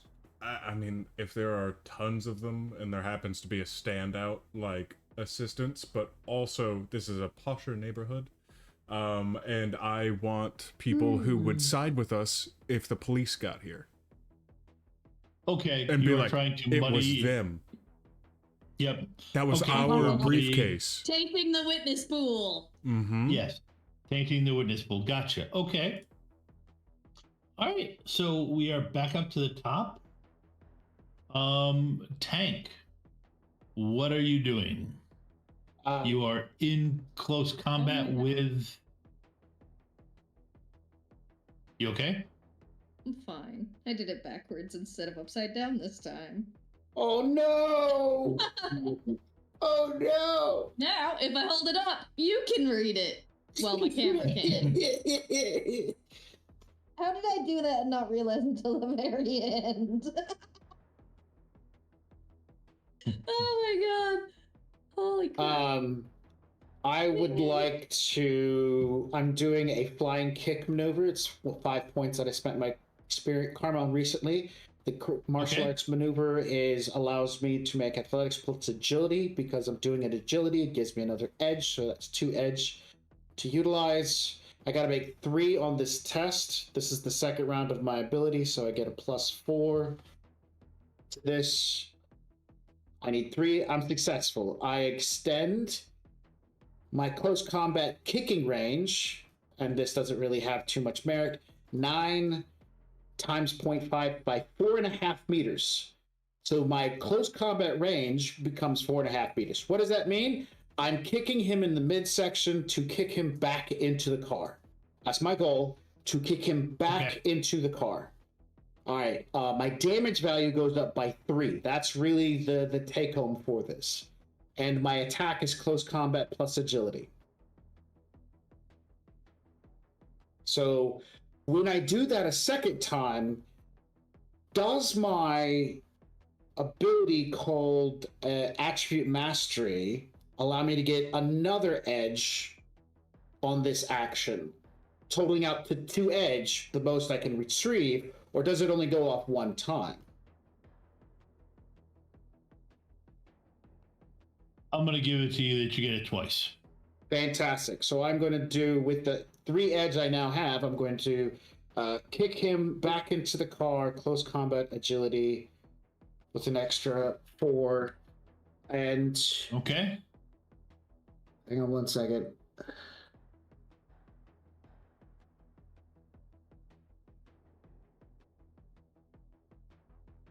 I give up tonight. I'm done. I'm making sure to spend 2 of that edge as a knockout blow. Okay. So if I inflict damage of any type greater than the target's willpower, it immediately fills up the stun condition modifier. Yep. All right, cool. That's where I'm at. I'm hitting the submit button. I have 1 edge for anything. I have 1 edge, which I really can't do anything except re-roll 1 of those die. Well, you used an edge action, so you can only use 1 edge anyway. Oh, you are correct. You're right. So yeah. So, bam, 4. Okay, that is enough. He is out. You fold him over and he flies backwards into the vehicle, into the glitter-filled vehicle. And I crumpled that kid. Okay. Raptor. Attacking chance again. Okay. Gain an edge for the agility, gain an edge for the AR versus DR.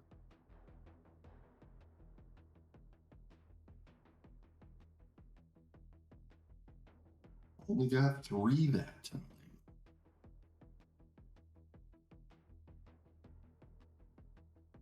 I do want to brag, that was 7p damage. Was without extra net hits, so that would have been, if he made no defense against it, like 11p. I just feel really fantastic about 11p worth of stun.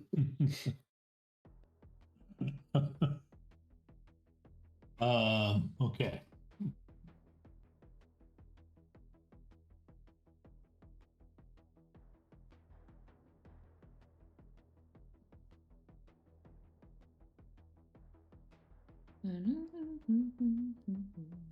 This guy's got a 6. Okay. I have to spend the agility mastery edge. I have to spend that, so I'm going to make him re-roll a hit.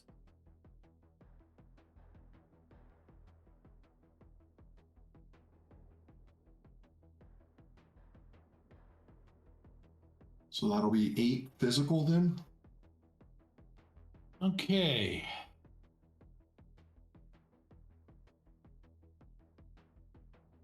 Eight physical, so 6 physical. Okay. Does that send him down? That sends him down, yes.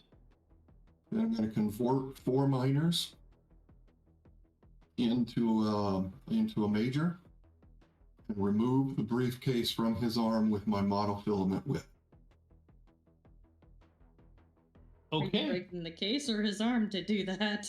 Well, it depends on which one gives out first. Give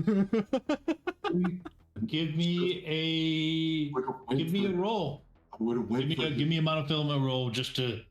Okay, I probably would have went for his flesh because it's gonna come off. The hand will come off quicker. Come on, professional courtesy. Also, PG-13 rating. You can't do that. Okay. No, he can. What? Actually, no. Tell me what your character does. Just realistically, if I think it'll go through the chain, I will do the chain. Okay. But escaping is the most important part here. Okay. It does go through the chain. Okay.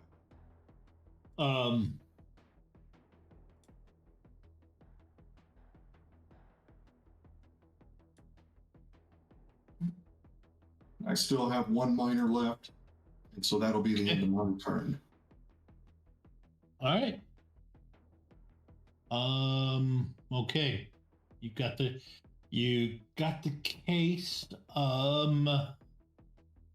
Let's see, Violet, what are you doing? Do I know that someone has access to my systems right now? Yes, brute force, you are alerted immediately. Okay. That somebody did something. Right. Brute force is alerted on a success. Yep. The other one's alerted on a failure. That's right.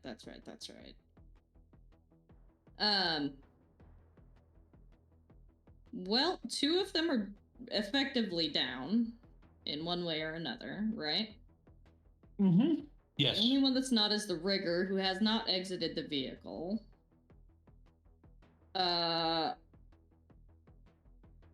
So I'm going to. What the mother is going on? Okay. I'm going to. I can't just brick his deck in a single go. I'm just a decker. I'm not a technomancer. Or not deck, but his RCC. Yeah, no, just throw open the doors of the van and be like, "Get in here, let's go." To the other three. Okay. So that we can get out of here. We got the case. Now we've got to get out of here before the police force shows up. Also, is there anything I can do to slow down the police response time? Realistically speaking, not really. I didn't think so, but I figured I'd ask. I was just kind of hand waving that you were kind of messing with the cameras. Oh yeah, no, I definitely, yeah. No, yeah. I definitely want to do that to see if I can erase our likenesses at the very least. Yeah, no, I was just kind of hand waving that you would have whacked those. Okay. All right. The car speaks. On you withdraw and so it says you've got it. Withdraw, or I set off the grenade, or I set off the bomb in the car. Yeah, no, that's all we wanted, my man. Professional courtesy. Buck.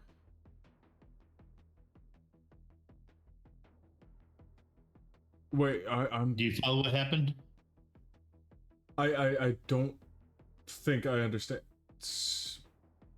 The car announced. The car speakers. Yeah, the car speakers announced, you've got it. Back off with it, or I blow up the car.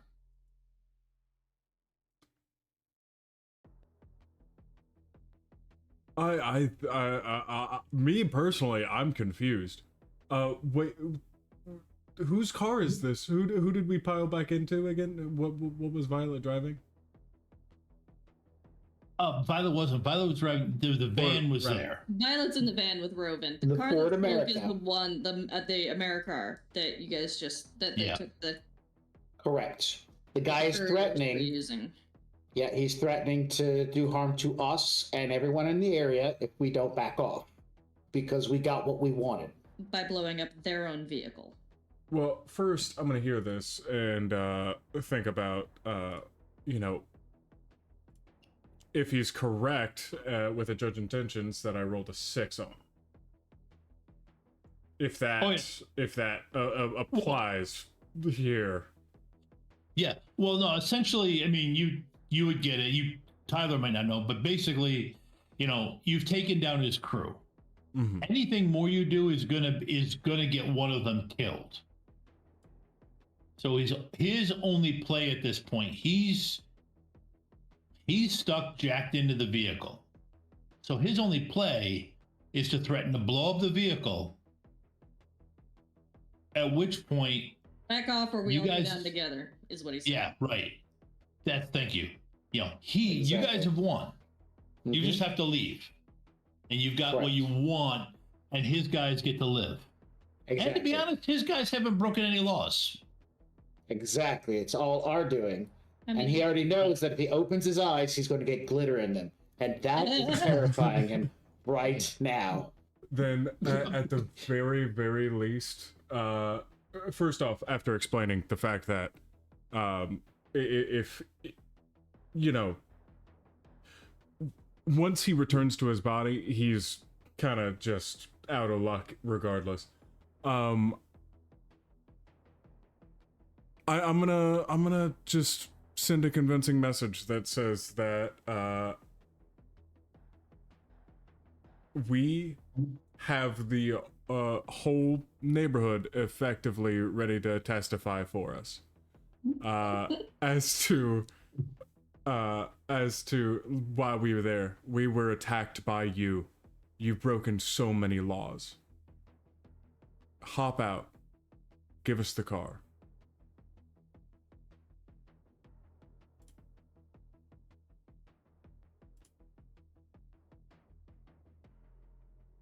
you okay? I need to make sure because you're doing tech. I want to make sure the player understands. You were here to get the briefcase. Right. Raptor has the briefcase. Yes, but we're in a car hopped in by somebody else. No, you're not in the car. You're all outside the car. He's I mean, if you want the car, I thought I got told to hop in. Yeah, to the van. The van, our van. Oh my We pulled up god. behind. I'm down with stealing this dude's car. Come on, let's do it. Oh no.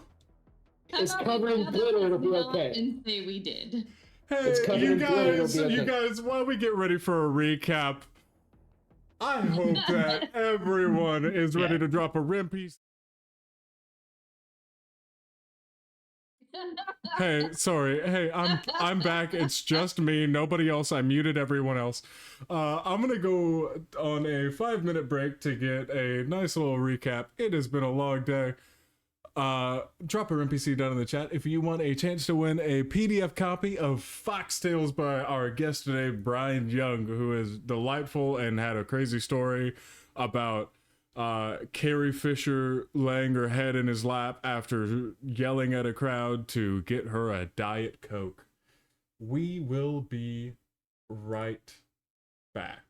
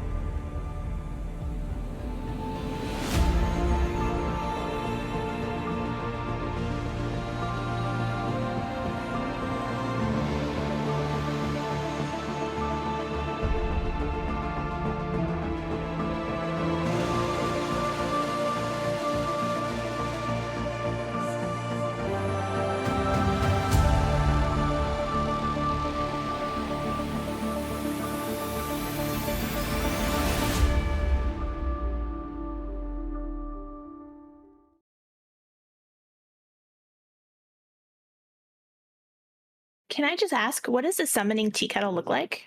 Oh, a summoning tea kettle. It is made out of cast iron that has been painted ritually with symbols in blood, obviously, that are then coated and shellacked over so that they don't flake off, that way it can last for centuries. And we use a nice clear coat, though, so you can see them quite nice, quite clear. We mix in with the blood. We mix in the iridescent paint, so it gives us a nice little beautiful shimmer, especially as it heats up. And as you heat it up, that's where the magic happens, because that is when all of the symbols start to glow and get bright and beautiful. And as the tea kettle whistles, that is the summoning ritual complete. If you have an interest in using the summoning tea kettle, or taking part in any of the other worlds in our games, you don't have to have experience. Just join our Discord, and the GMs will work with you and help you find a game you enjoy. The link is in the chat. Ready to level up your cosplay game? Check out the Geek Forge on Etsy. With a variety of props to give your photos that extra spark, you'll find just what you need. Hold magical fire in the palm of your hand, or take a potion to restore your mana. With a large variety of colors, you can choose your own magical flavor for your cosplay. Bring drama to your photo shoots with these vibrant props and more, all available at the Geek Forge. Are you ready to level up your cosplay?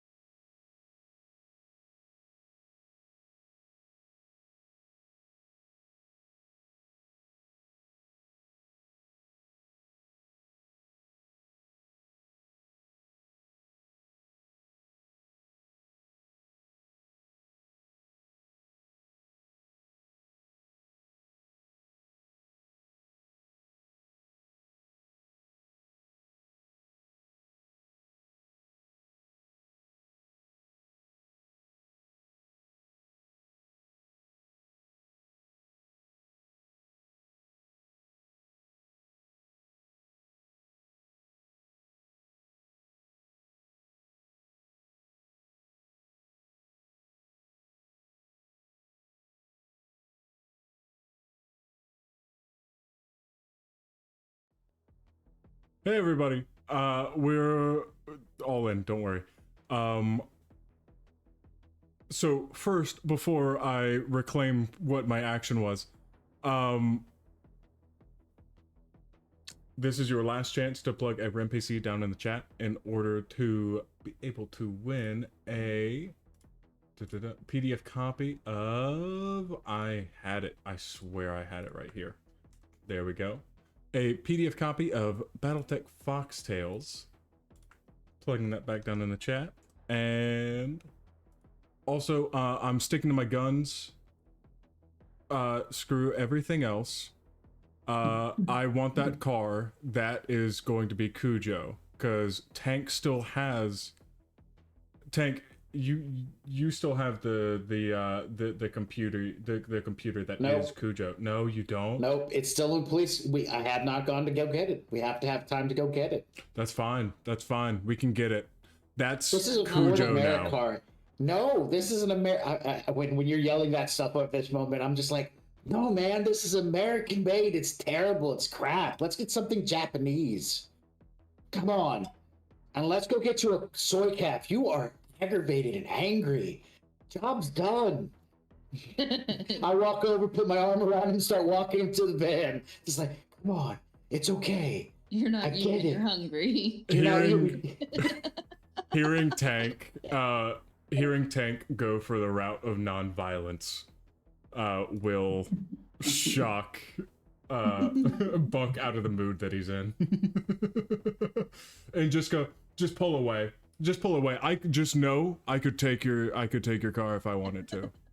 I'm holding him back. I'm with like one hand walking. Like, I could take you. With an athletic, okay, with a body of 4. Clockwork Tube in the chat. Shadowrunners stealing defeat from the jaws of victory. Yeah. As you're doing that, there is the shotgun that popped out of the roof is tracking the both of you. As you walk over. But as you close. Yeah. Telling Roman to just leave them. As Tank drags you in, the vehicle shimmers and shifts down into something different as it drives away. Meanwhile, Raptor has left, right? Yeah, I would have heard the voice come out of the vehicle and had flashbacks to my stealth moment where I threw away my comm link, and he would have just said, nope. He bolted for his motorcycle. And then at that point, I'd click all my defenses on so it can't be hacked and all that kind of stuff, and then take off. So, be good. Okay. All right. All right. So, who calls your Johnson? Well, actually, everybody give me an edge roll to see. God help us all. If anything interesting, if anything out of the ordinary happens.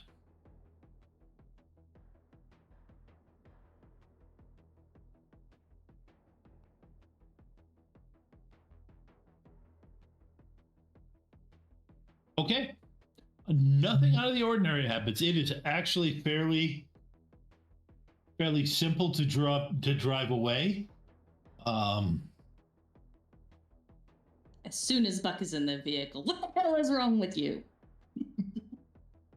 I'm going to the pantry and pull out a little bag of chips and handing it to Buck.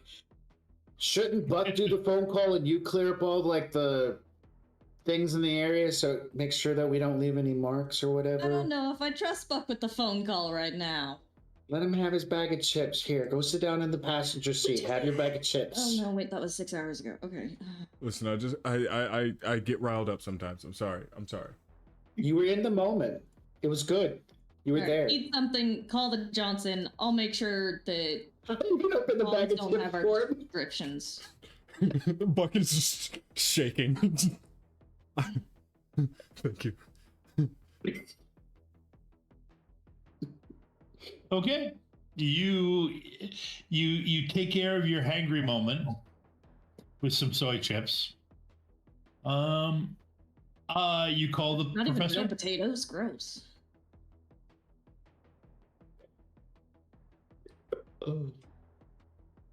Does Buck call the professor? Yeah, no, he can. I mean, he's using his poker face straight to calm down a little bit quicker before he's ready. He can hold it together. Yes. Excellent. Have you acquired the merchandise? We've got it. All right. The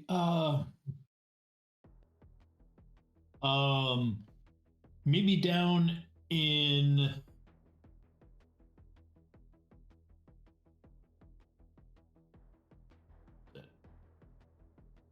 and maybe in West Crest Park at this address. All right. All right. We'll be there. What does the bus look like right now? Again? Because I know that it changed. Yeah, it changed. It shimmered and changed into the bus changed into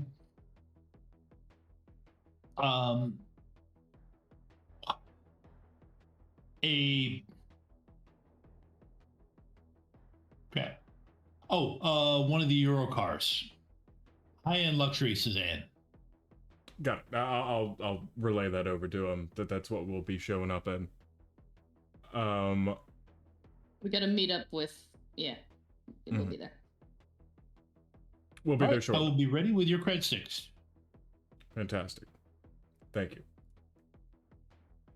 And then he's gonna go immediately back to just shoveling chips into his mouth, just stress eating. He is still not quite used to this.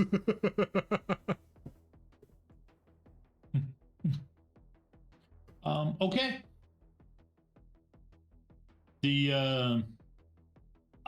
There's really no reason for anything else. She got a good roll on the mask, so nobody's paying attention to your vehicle. You get to the point where you meet up with Raptor. And from there you can go to West Crest Park, the address in West Crest Park. And this is actually a very small wooded area. And when you follow the path that is pinged to you, you see a gazebo.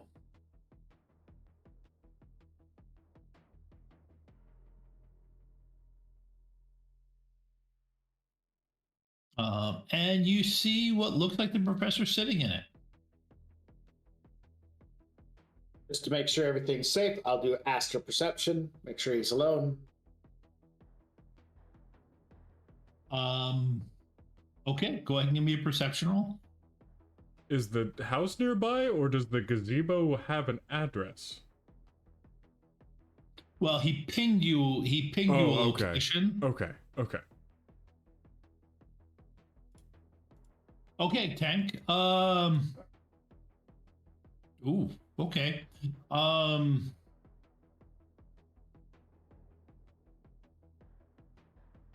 Yeah, that's good. It's just the gazebo. No, the gazebo is not a mimic. It's not a weird. It's not a weird gazebo. I was worried about that. Yeah. It's a vicious monster. Yeah. And the professor's just like the angler fish's lure, and it's going to wiggle around to get us to come in. Yeah. Now the professor his mood is happy and he's healthy. Okay. Moderate cyberware, but it's about what you'd expect from an academic. Okay. the data port, intelligence boosters, that type of thing. I share this information with everyone else that I feel that he's in a good mood, and I think it looks like the right person. Yep.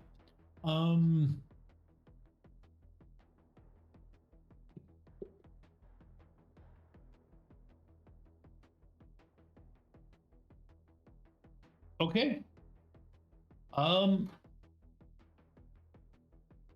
So Violet, had you done anything on the ride over? Other than resetting all my stuff. After, priority one was reset my stuff because that's really short, and then basically just checking over whatever I could get my hands on about the events that just happened, and making sure, like, does Knight Errant have our descriptions or no? That might be a bit longer term though. Yep. Okay. You've got the right. There is an incident report being filed. You've got the right links into it to be able to track the investigation as best you can. So okay. And if I need more, I have a contact. Yeah, right. Yeah, that's kind of factored into your decision if you have to look at it more. All right. So you all walk up to the gazebo. Yeah. Excellent. That is the briefcase? Yes. Excellent. Your cred sticks are over there. If you could just let me verify the contents, that would be perfect. Do you hand over the briefcase? He's I don't see why there not. are the cred sticks. Okay. I'm assuming they're on the table or whatever. They're on the edge of the they're on the edge of the railing of the gazebo. Okay. Yeah. Violet is in. Violet really wants to see what's in this case. He pops it and lifts it up, and you can see him put a device. You can see him pull a cable out, plug it in. Inside of it, he's doing it so intentionally, so it's out of anybody's field of vision. Well, he's distracted. Excellent. Stealth roll. Move over there and look in. Go ahead and give me that if you want to. Would you? I kind of really do. Would you rather? I'm not going to. I wouldn't get in Violet's way because, like, I'm a goofball.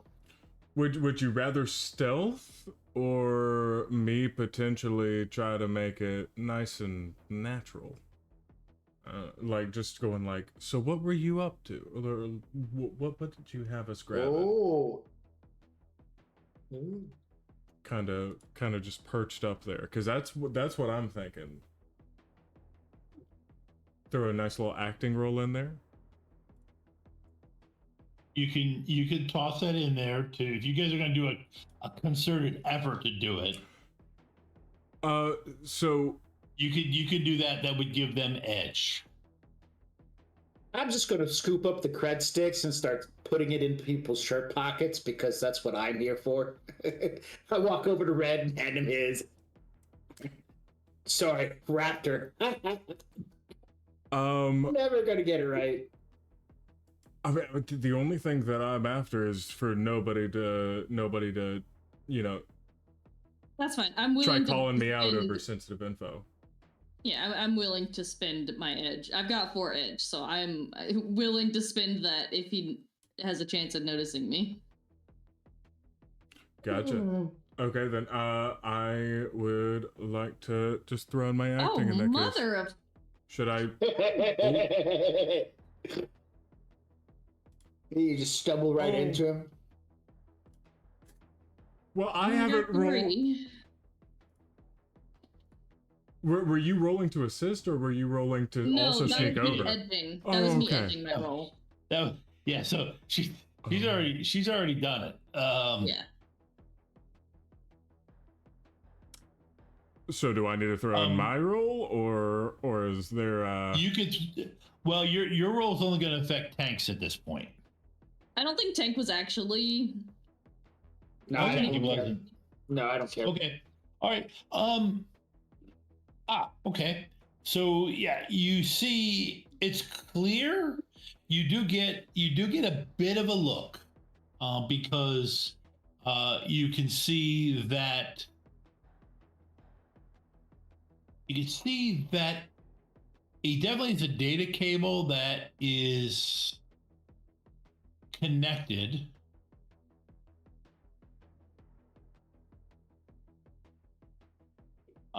Into some type of data store. Yeah. Inside there.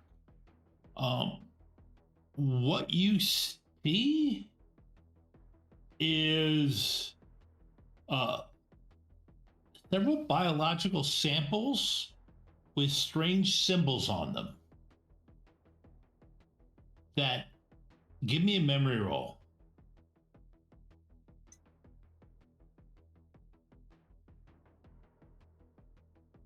Oh, my dice hate me.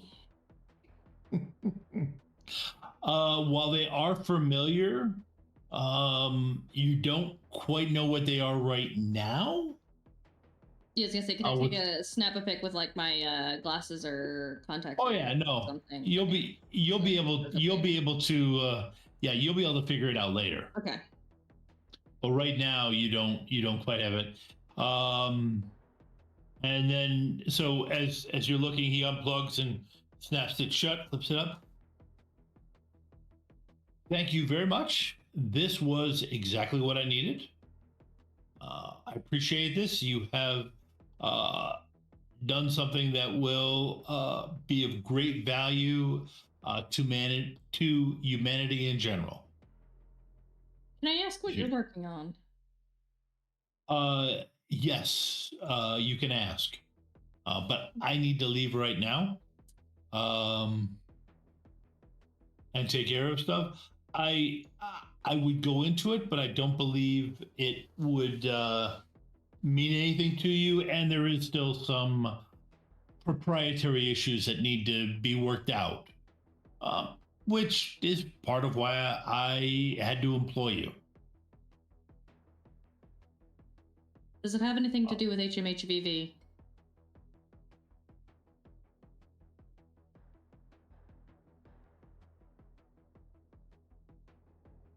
Everybody give me a perception roll. Perception. I was gonna visual or no, it'd be anything, because you could, it would probably more be hearing than anything else. okay. Well, I have enhanced. Yep. Yeah, that matters a whole lot. I do have a audio enhancement on my earbuds, so I still get that +1. But I only got one hit. Okay. Okay. Buck.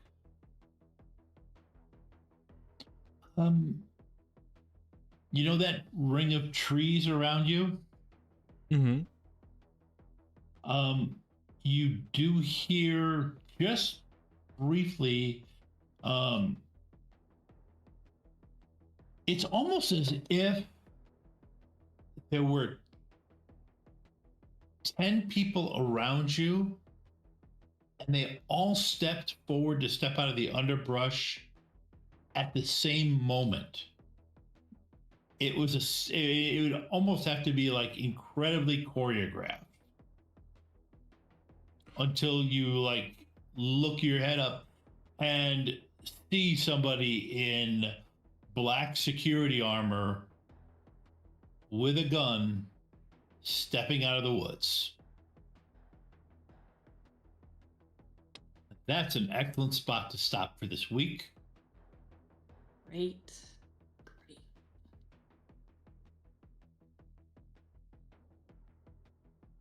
Well, Glad I could set up that cliffhanger for you, Tom. I honestly wasn't planning it. It was just. So did he actually freeze when I asked that question? Yeah, he actually did freeze. Yeah. Okay, he froze just like you did. He froze. Yeah, Violet decided to throw all caution to the wind at that point. Yeah. It just. No, he froze stock still, and that's when Buck heard, all those security guys step in, and well, actually, yeah, I gotta fix.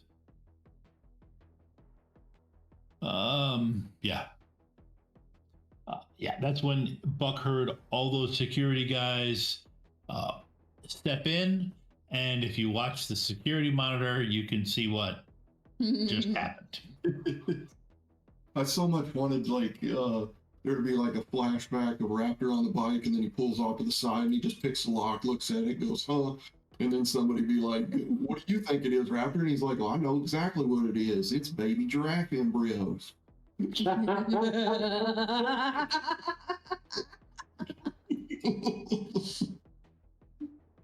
Oh, now the question becomes, are they his security, and are we suddenly a threat to him?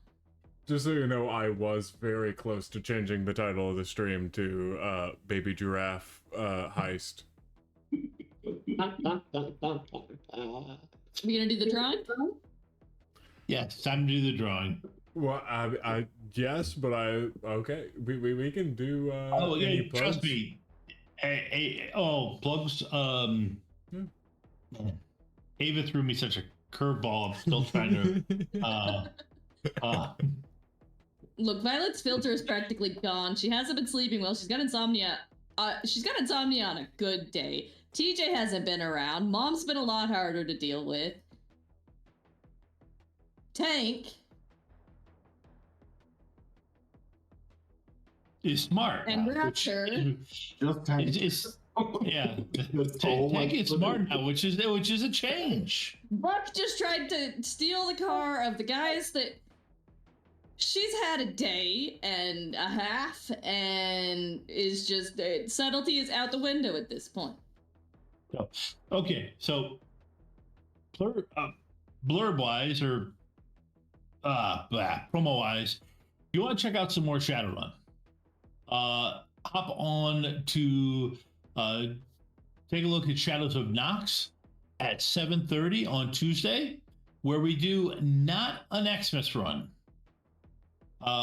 where the runners have to brave a snowstorm to what do they have to do? They have to get an item and leave. That's very possible. Okay. Like I said, it's I blame Ava. But I do. You hacked him. Anyways, they have to steal an item and brave a snowstorm. But it's not an Xmas run. Trust me. But join us on Shadows of Nox. There is still space on it. If you want to, feel free to join Shadows of Nox if you want a shot at learning Shadowrun. I do a good job of it. I do a good job of teaching it. And we always have a lot of fun. So that's the blurb. That's the promo I've got. Rough Magic is a group of game masters located in both Jacksonville and in Chicago, and we are also online. So if you are looking for a table to sit at, click on the Rough Magic link and come check some of us out. Send us an email, reach out to us. If you are in the Chicago or Jacksonville area, we have a variety of possible events that you can jump into at some of the local dive, digs, and RPG geek-related bars. So, yeah.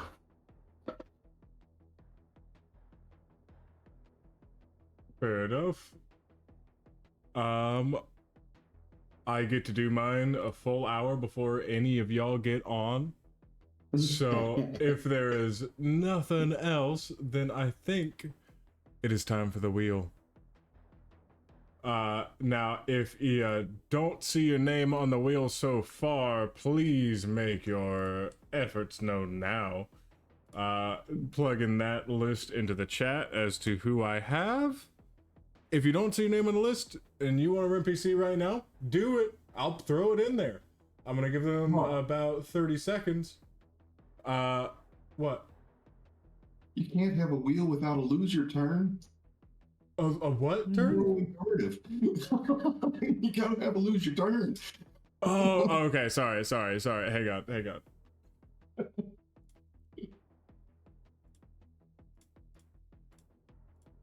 I'm actually going to sped it. I'm actually gonna make one. I'll get Bryan to send it to 2 people. I'm gonna say spin twice. Ooh, nice. So that will double the spin. But all right, 3, 2, 1.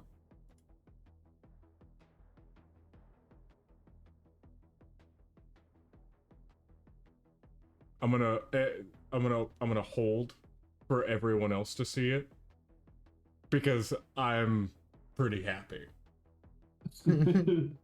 Whoa! Whoa! Oh!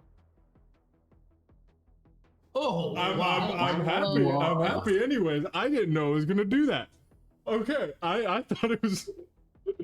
It ended for y'all, right? Mm. Yeah, oh, okay. No, it ended up with Wolf. Yeah, no, that was. I thought that was clockwork. I thought that was clockwork for sure. To be fair, I just put my RIM PCs in there just because I already have the PDF of this. You know what? Clockwork Tuba. There you we have go. one by default. And I already have your email, and I am going to send it right to Bryan right after this. Let me just real quick, hang on. Let me just one more time, and I'll just hang on 1 second. Wait, hang on. Oh, watching that spin in your glasses is really weird, Tyler. Oh no, you can't cheat. You can't cheat. Oh, hang on. 1 second. I'm so sorry. Hang on. No. I'm so sorry, y'all. I'm so sorry. Get rid of that. Yeah, congratulations. Hang on. Woo! Hang on. Yeah. What? 1 second. There we go. Okay. There we go. That's what I needed to do. Nothing but the tuba. Oh. Nothing but the tuba. That's good one. Oh, and it's close. Yeah, suddenly. Oh, nice. Gee, I wonder who won. All right, y'all.